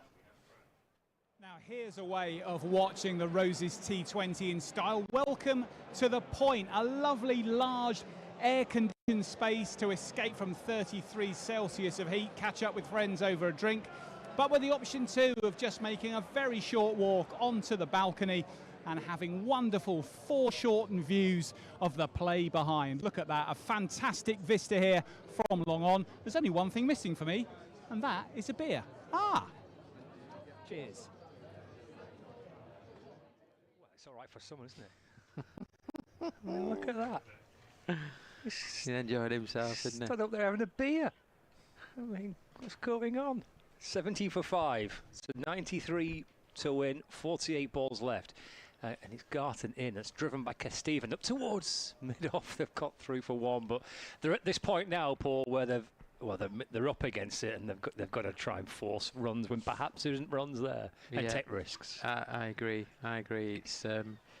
It's a difficult task in hand, and they're looking to hit the ball hard and run hard, and that's all they can do at this stage of the game. Garton balls to Collins. That's pulled out towards the leg side and through for another single. 72 for 5 with Stephen back on strike. 91 required, 46 balls left. Again, pulled to mid-wicket by Telika Stephen just for a single. What's the run rate required now? It's upwards of 12 and over, is it? I think it's around that, yeah. Yeah, odds stacked against Lancashire Thunder. But you never know in this format. Here is Garton, balls to Collins. Can she find a boundary? She's trying to work it towards that mid-wicket boundary, and she has managed to pick out the gap between the two fielders on the leg side. Very nicely done. 77 for 5. Welcome boundary for Lancashire. Much needed boundary, and dissected the two fielders that are sweeping on the boundary beautifully. Good timing, good contact, and a much needed 4 runs for the Lancashire team.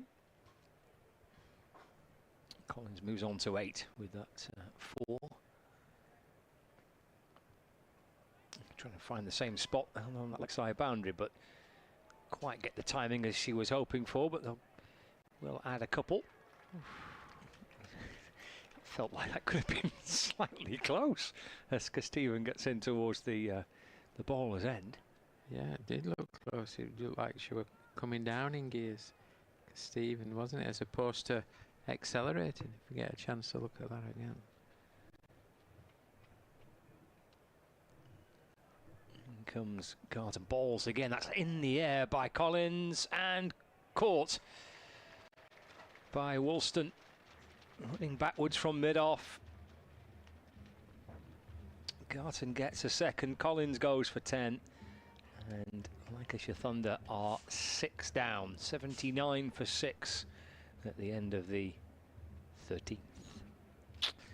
Yeah, Collins is coming down the pitch there, trying to hit the ball hard over mid-off, didn't quite catch it properly, and it's a good catch by Woolston as she backpedals and takes it just on the edge of the ring there.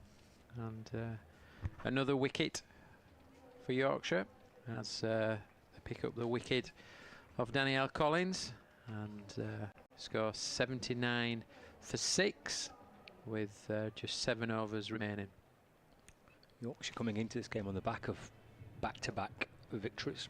Lancashire coming into it on the back of a couple of defeats and a couple of low-scoring defeats in that process as well. So there's perhaps two sides coming into this game, slightly different mindset.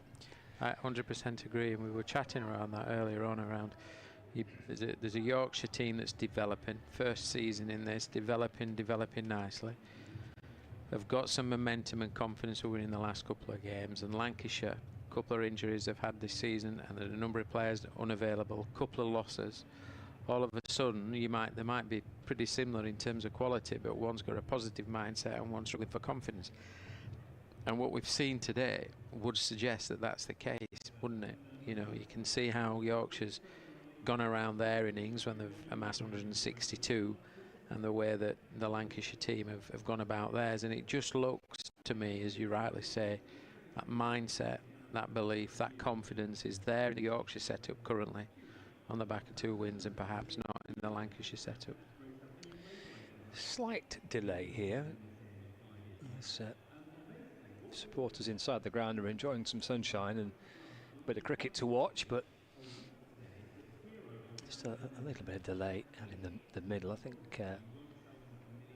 Telly Kesteven maybe she's just feeling a little bit of the heat. I'm not sure, but it's a hot day. It's just the way that she ran actually back for that second, which makes me think that maybe the temperatures have just affecting a little bit for Tilly Kesteven. She's having a little moment and a break and a drink and chat with the medical staff at Lancashire.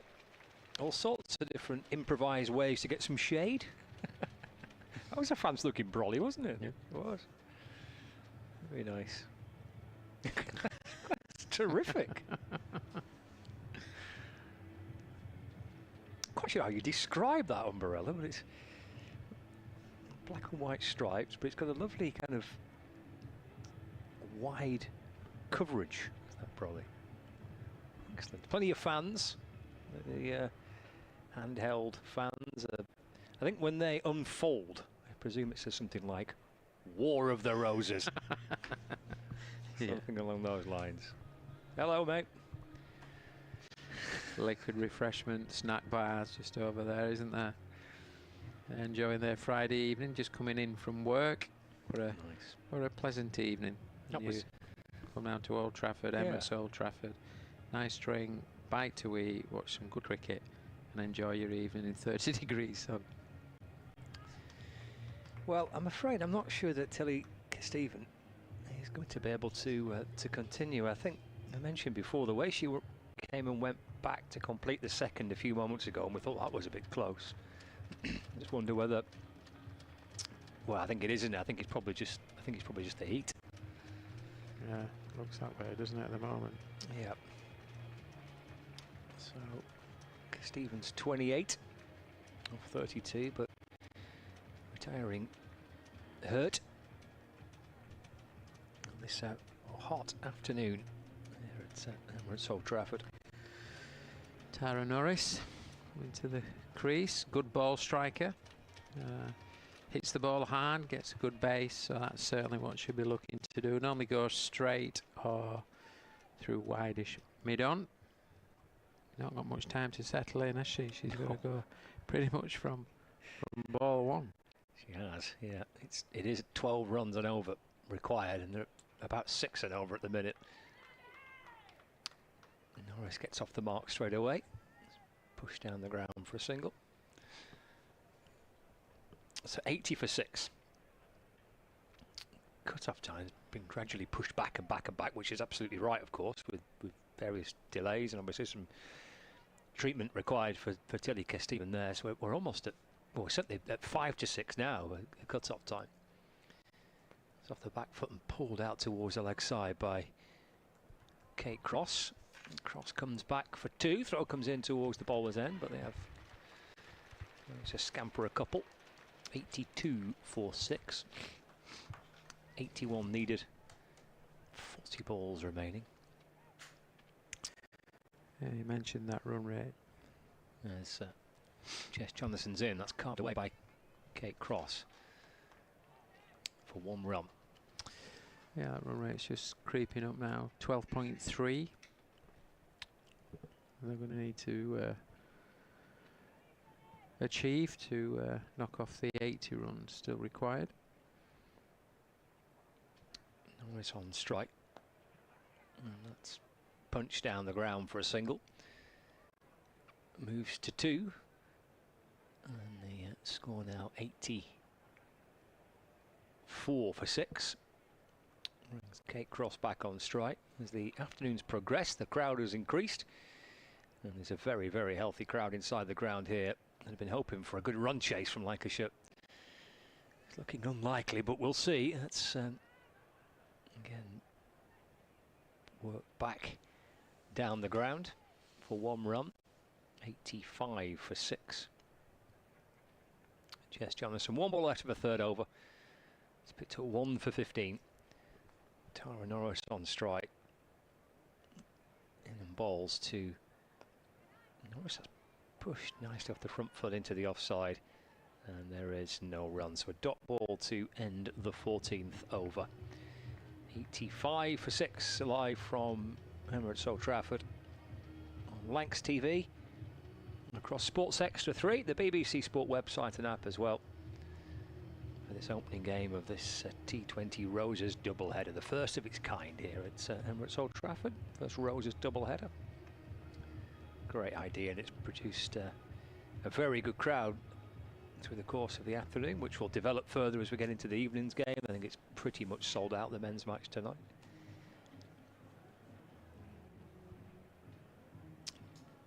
Doesn't feel like we're going to be in for a bit of jeopardy. 78 required of 36. Maybe Kate Cross can do something about that. There's Langston in and balls to Cross. That's dragged out towards the leg side. And there's no run. Started really well in the Yorkshire with the defence, and the way that the 2 spinners up, those 2 overs of the power play, I know 2 overs not going to win you a game particularly, certainly so early on in a run chase, but it just seemed to suck the life a little bit out of Lancashire, those 2 overs. That's hit firmly back towards the bowler. He took a bit of pace off it. Yeah, those 2 overs in the power play were so important, weren't they? Because they got, obviously they picked wickets up in their power play, but also it just stemmed the flow of runs. And then they got the experienced bowlers in the middle period like Langston. You got Sarah Glenn, and you've also got Johansson. In comes Langston, balls back of a length, pulled away by Cross to the square leg boundary. And when you've got those experienced bowlers in that middle play, I'm talking international experience, they know how to bowl on pitches like this, so that they just keep strangling you and strangling you. So it's so difficult then to get out of that situation, isn't it? 86 for 6, 77 to win. 33 balls left. Tara Norris on 2. Here comes Langston, which he set off and then she wasn't quite ready.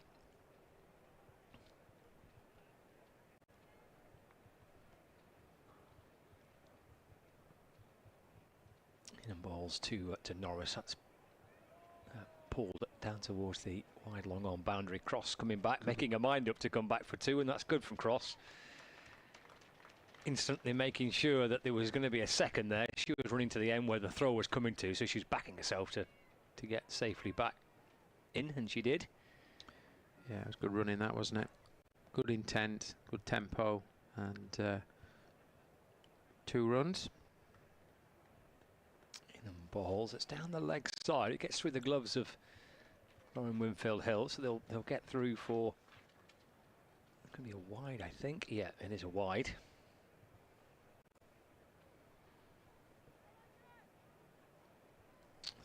Moves on to 90 for 6. We'll just take a little look at the test match at the end of this over as well. Recap where things are in that opening day of first women's test match to be played at Lords. Cross steps across the stumps and tries to ramp it over the keeper. No bat on that. Will be a leg by, so Cross remains on 5. The score moves on to 91 for 6. 1 ball left of the 15th over, and still requiring 72 runs as well.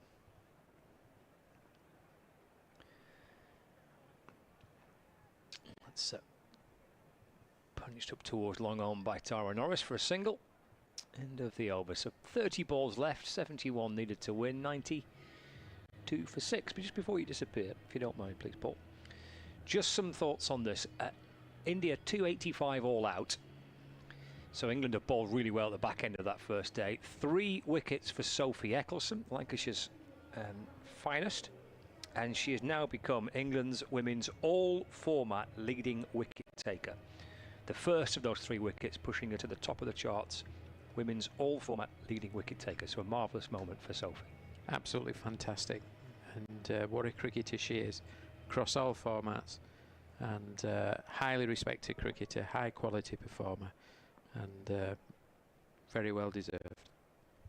Thank you, Paul. 92 for 6. Sarah Glenn returns. It's dropped into the offside for a single. So, Paul, you'll be catching his thoughts on Lancs TV for our viewers watching via the live stream. And Paul will be with us back on commentary for the men's match as well. 7 p.m. start for that game. Alison Byrne is going to settle in and see the rest of the game through with me with, well, an equation which feels beyond Lancashire.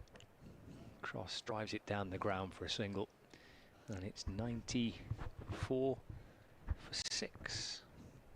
It's a big ask, isn't it, Scott? I mean, some good news for Lancashire there. We were saying about Eccleston having done an awful lot of overs for nothing, and then bang, bang, bang, she takes them at the end, which is typical Eccleston, isn't it? I'm very pleased for her. Glennon and balls, that's chipped in the air by Norwich. It'll land safely out towards the deep mid-wicket boundary. But I remember maybe 3-4 years ago doing a game at Southport with dear old Mike Perkins, and we were in a very similar position against Essex, and these two came in and they nearly won it. Went to the last ball, so you never can say die, I suppose, in cricket, can you?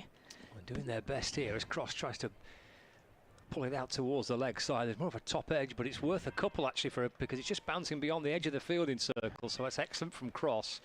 Coming back for 2 and then ducking for cover as the throw comes in towards the keeper's end. And Winfield Hill tagged her on the shoulder there, so to say, tick, you're on. Yeah, they'll know each other from way back when, won't they? Both playing for England, similar eras. Glenn to Cross. And that's down the ground for a single. Cross moves on to 9. She's ducking and diving all over the place, isn't she? She's already been hit once, hasn't she? There was a game, I think, me and you and Mike were there at Southport this season when she was injured. Oh, yeah. When the throw came in and it caught her at the non-striker's end on the elbow. So she's probably just keeping a closer eye when she's completing these singles. That's driven by Norris down towards long off. Just for 1 on this occasion. And that is indeed the end of the over, and there are 4 overs left. 99 for 6. Yeah. So this is exactly the sort of shots that they were playing on that epic day in Southport, but the difference is this is a much bigger pitch, and the bowling is perhaps a little bit tighter than it was on that occasion. The bowlers sort of lost the plot a little bit towards the end in that game. They still managed to pull it out and win it in the end, but well, they're going to have a go anyway. They've shown that. They're swinging the bat. They're not just going to try and play the overs out. And that's all you can do in this situation, isn't it? Just keep in the game as long as you can until it's actually physically impossible to win. These two will just fight for it, won't they? Norris 8 off 8, Cross 9 off 10, and it's certainly not through lack of effort on either of their parts. And you've got, I think this is in his Black. That's definitely not Langston coming into bowl, is it? It's Blackwell, I think. It could be Garton. Oh, Garton, yeah, the leggy. Yeah, Garton, you're right, leggy. She's gone for it. Norris has gone for it. Long off, and of course they've caught it. It was in the air a heck of a long time, so long gone. Taken by a very, very safe pair of hands of Steer Callis. International experience again, it showed. But you got to get. She had to go for it. Had to go for it, and then she knew they needed boundaries, so there was no point just prodding it around going for singles. So you cannot blame Tara Norris at all in that situation. She had to go for it, and that brings in 16-year-old Venus Ferrapouli. The run rate is something like 13.5 required. Beg your pardon, it's 16.7, so I'm sure she's feeling confident at this point. I think she should, now is the point where you just think, hit a single, let Cross try and hit a few. And I think that's exactly what Cross is saying, so just, you know, get me on strike, young lady. Get me on strike. Yeah, as you say, Alison, she had to keep going for it, didn't she? She certainly Tara did. Norris.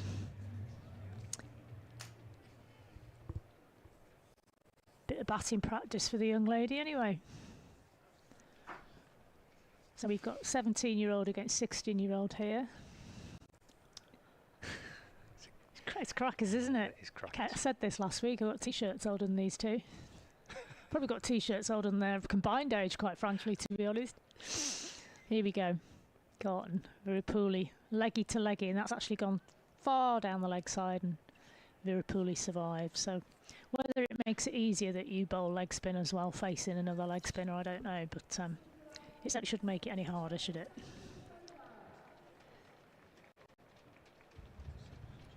Garton in again. Oh, Virapuli's tried to cut that one. Beaten the outside edge. Good from Garton. Almost a 10 shot, that one. No doubt the crowd will be wishing her to get off the mark here. She bowled so well earlier. Been a revelation this season as Virapuli. She's pulled that one. She'll get a single, but it's not quite where she wanted it to go. It's just squirted off the bat into forward of square. Just on those used wickets, either side of the wicket they're using today. One run, and 1 for 7. I mentioned before, didn't we, about one of the plus points of Lancashire Thunder's T20 Blast campaign is certainly Venus Virapuli. She's been probably the highlight of the season, really, for Lancashire Thunder. They've still got, of course, some life left in the Metrobank One Day Cup in a few weeks' time when that returns. Well, they've got a good chance at T20 if they can pull their socks up. There we go. Good hit from Cross down the ground. Favourite shot. Virapuli will turn and look for the second. It's definitely not on offer there. Yeah, the T20 County Cup, defending champions. Tough old draw against the Blaze. Yes. But they've beaten them once already this season. Why not again? I love the fact Virapuli is eyeing up the leg side boundary there. Good for her. Looking for the gap. Go on, go on. Get it. Oh, I'd love it if she did get that boundary now. She's going for it. Went down on one knee. You could see she's she doesn't hide her emotions very well, does she? She's another one who wouldn't be very good at poker. Said that about Grace Ballinger a couple of weeks ago, and she's another one, Venus. And why should you hide your emotions? Sport's an emotional thing, isn't it? You know? Absolutely, yeah.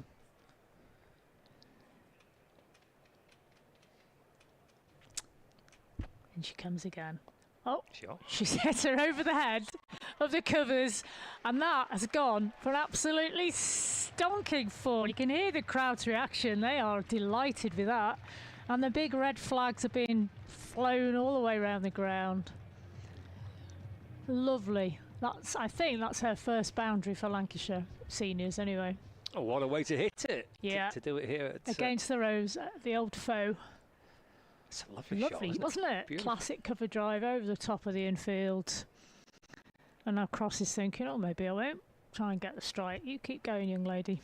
Well, it's a boundary to end Garton's 4 overs, which should not and will not take the shine off it. She's bowled superbly. 4 overs, 3 for 23. Crazy. For Holly Garton, that's brilliant. So Sarah Glenn, the other leggy in the team, to bowl the 18th over from the Brian Statham end. In we go. And Cross is on strike, and she's just played her favourite shot down the ground, 4 runs. Crowd love that one. Well, it's brought a bit of relief to the Lancashire supporters here, as they've been watching Lancashire really struggle in this game, pretty much for all of it. And they've lost Cass Stevens through illness or injury as well, so they're 1 wicket down, more than they would have been. Glenn in again. Cross is going to try the same shots coming our way, and the fielder cannot get it. It was a really good effort, and another 4. Another good effort from Steer Callis, I think it is. Thank you, Scott. It was indeed. She's been kept busy today, Steer Callis, hasn't she? She has, yeah. I should know she's got yellow shoes. I said to myself the early doors, Steer Callis has got yellow shoes. And then, of course, the game goes on and I forget that Steer Callis has got yellow shoes. There you go. I get carried away. Good stuff from these two. Right, okay. 1 all for 4s. Cross is looking for another one. Glenn around the wicket. She stepped inside, and Glenn has, I thought she'd clipped the off stump there. No, they're appealing for LBW, but she's going to miss the stumps, obviously. Leg by. 1 to total. Virapuli's on strike. 115 for 7. Glenn's changing the field slightly here.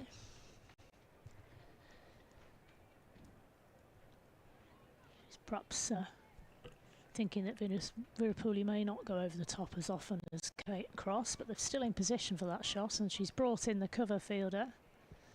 And there's 2 on the leg side, and there's 2 protecting the boundary in front of us at long on and long off. Which is interesting, seeing as the last shot Virapuli played was the cover drive over the head of the inside cover fielder, so we'll see. Will she go for that shot again?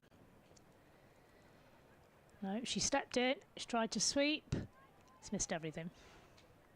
There is a gap down at that deep fine leg area, so you can see what she was trying to do. Winfield Hill is just adjusting that side of the field for a moment, moving the deep square leg fielder a bit finer. Glenn. To Virapuli, who stepped into that one, and she's hoisted it into the air. It's going to miss the fielder. And they're going to take a quick second here. Cross is always... Oh, she's got whacked again. Oh, my goodness me. She's going to be black and blue by the end of this. Even Glenn gives her a little gentle tap on the back. But she wore it well. She's going to look like a polka dot by the time it gets in the bath tonight. Glenn. Virapuli's pretty much gone to the same area. I think the fielder's going to get there this time. Oh, she's dropped it. Callis has dropped it. 1 run. The crowd love that. That's probably the biggest crowd of the day for the drop catch from the Yorkshire fielder there, from the very impartial Lancashire crowd. Yeah, not been too much to cheer about lately for Lancashire supporters, but I kind of enjoyed that. Well, I think it's also the fact that they were enjoying these two put on a bit of waggy dog tail wagging. You know, we always like it when the 9, 10 and 11 get a few runs, don't we?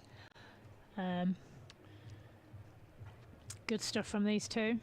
Yeah, they're trying to have had a bit of fun, these two, haven't they, towards the back end here. Pooley's having a great experience here, batting with Kate Cross in front of a big crowd at Old Trafford. 2 overs left. They need 45 off 12 balls. Everything can happen, of course, in cricket. It's still mathematically possible, but I'm not holding my breath. But it's very fun to watch these two have a little bit of fun at the end of the innings. Give the crowd something positive to take forward into the men's game later on this evening. Lightning playing the Yorkshire men. Should be another cracker. Langston. Virapuli has slashed that towards Point, and Point has misfielded slightly, so she's took a quick single. Cross is on strike, and as you can see, the Yorkshire fielders are going onto the boundary for Cross at long on. Haven't seen a long off yet, unless that fielder's going to jog back. No, there's a gap there for Kate Cross over the bowler's head. Short. Pulled. Just the one. Didn't quite get hold of it, but they're going to take 2. Crossy, Virapuli. Oh, yeah, if the throw had been accurate, that would have been out, but Good running from these two. Crowd like that. 121. 7 wickets down, of course. Effectively, it's 8 wickets down with the injury to Castillo. She's off the ramp as cross. Just a single down to fine leg. Oh, how much will she be enjoying this now, Virapuli, eh? 9 off 8. She's had some good experiences this season, hasn't she, already? But this will be Packed up crowd. there. Yep. Yorkshire match. Batting with England legend. Brilliant. Cross is exactly twice the age of Virapuli. Sorry, Kate. Oh, she's dabbed and gone, and she's gone quickly as Virapuli. That was excellent. A little nod to Kate Cross. Kate Cross responded. Off she went. 1 run. Good stuff. Tap and run at its finest. Kate was telling us the other week when she was on commentary for one of the men's matches that she's now referred to as Anti-Kate. Yes, in the, I heard room. as well. So that's not good, that is it? It's better than antiquated. Probably what I'd get. So good work from Virapuli, buying herself a bit of breathing space by fiddling with the pads. She's learned something from the older players. Well done. Langston. Cross has moved across. Hoiked it towards leg. Going to settle for a single as the fielder makes good ground to stop the second run there.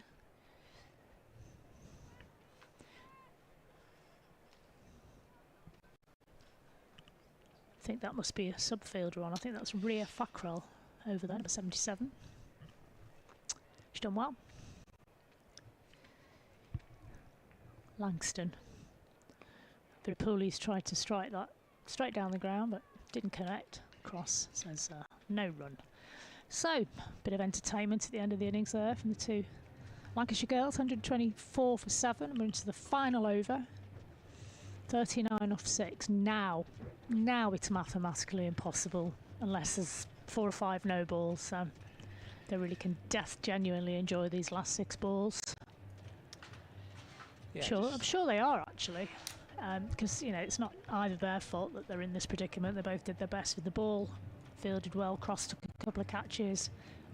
Virapuli took a couple of wickets.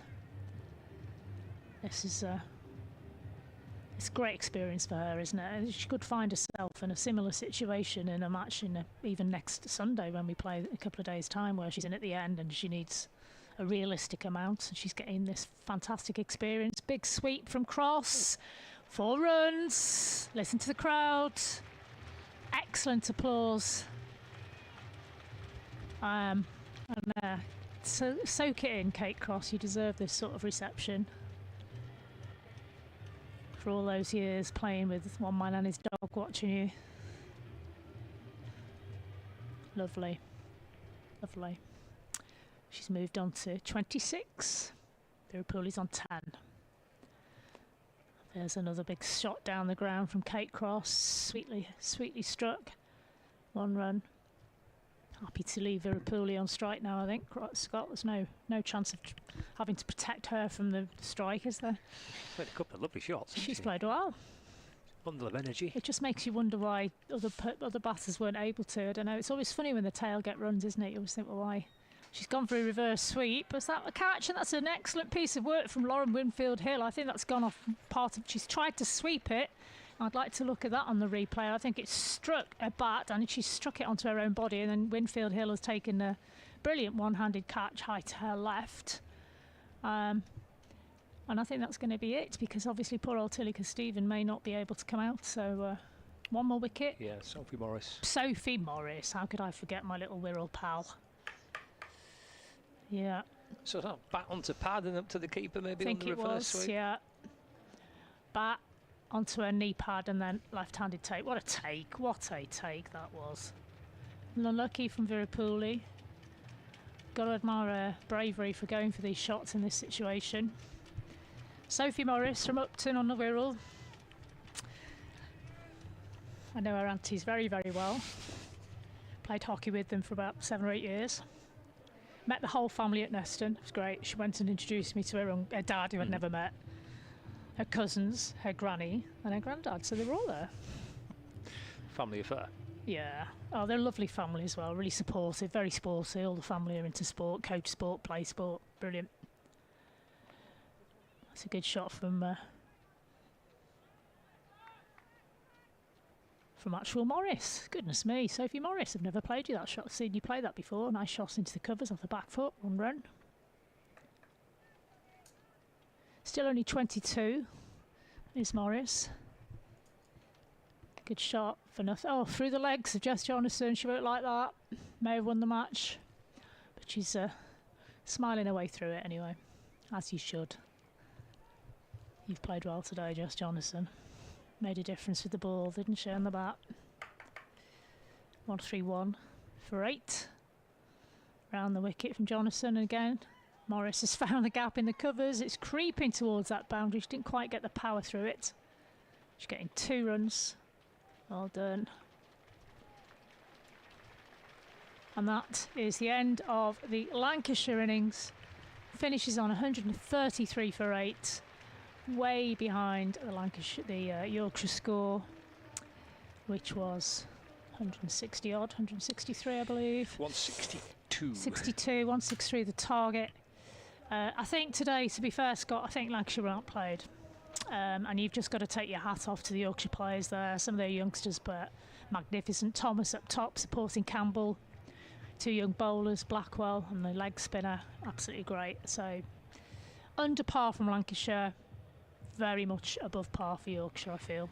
Yeah, they managed to drag it back, didn't they, with the ball, having been 69 without loss after 7. Lancashire found a way to fight back and to get themselves back into that Yorkshire innings, but then they were kind of, as you say, strangled really by the spinners and some fabulous work. The 2 overs in the power play, back-to-back wicket maidens. Even though you're still in the power play and you've got loads of time left, that just seemed to suck out the life really of Lancashire's run chase, and their spinners were excellent, led by Holly Garton. 3 for 23 excellent. From 4 overs is a brilliant effort, and Jess Jonathan 2 for 22 from 4 as well. So all in all, a really impressive bowling display by Yorkshire.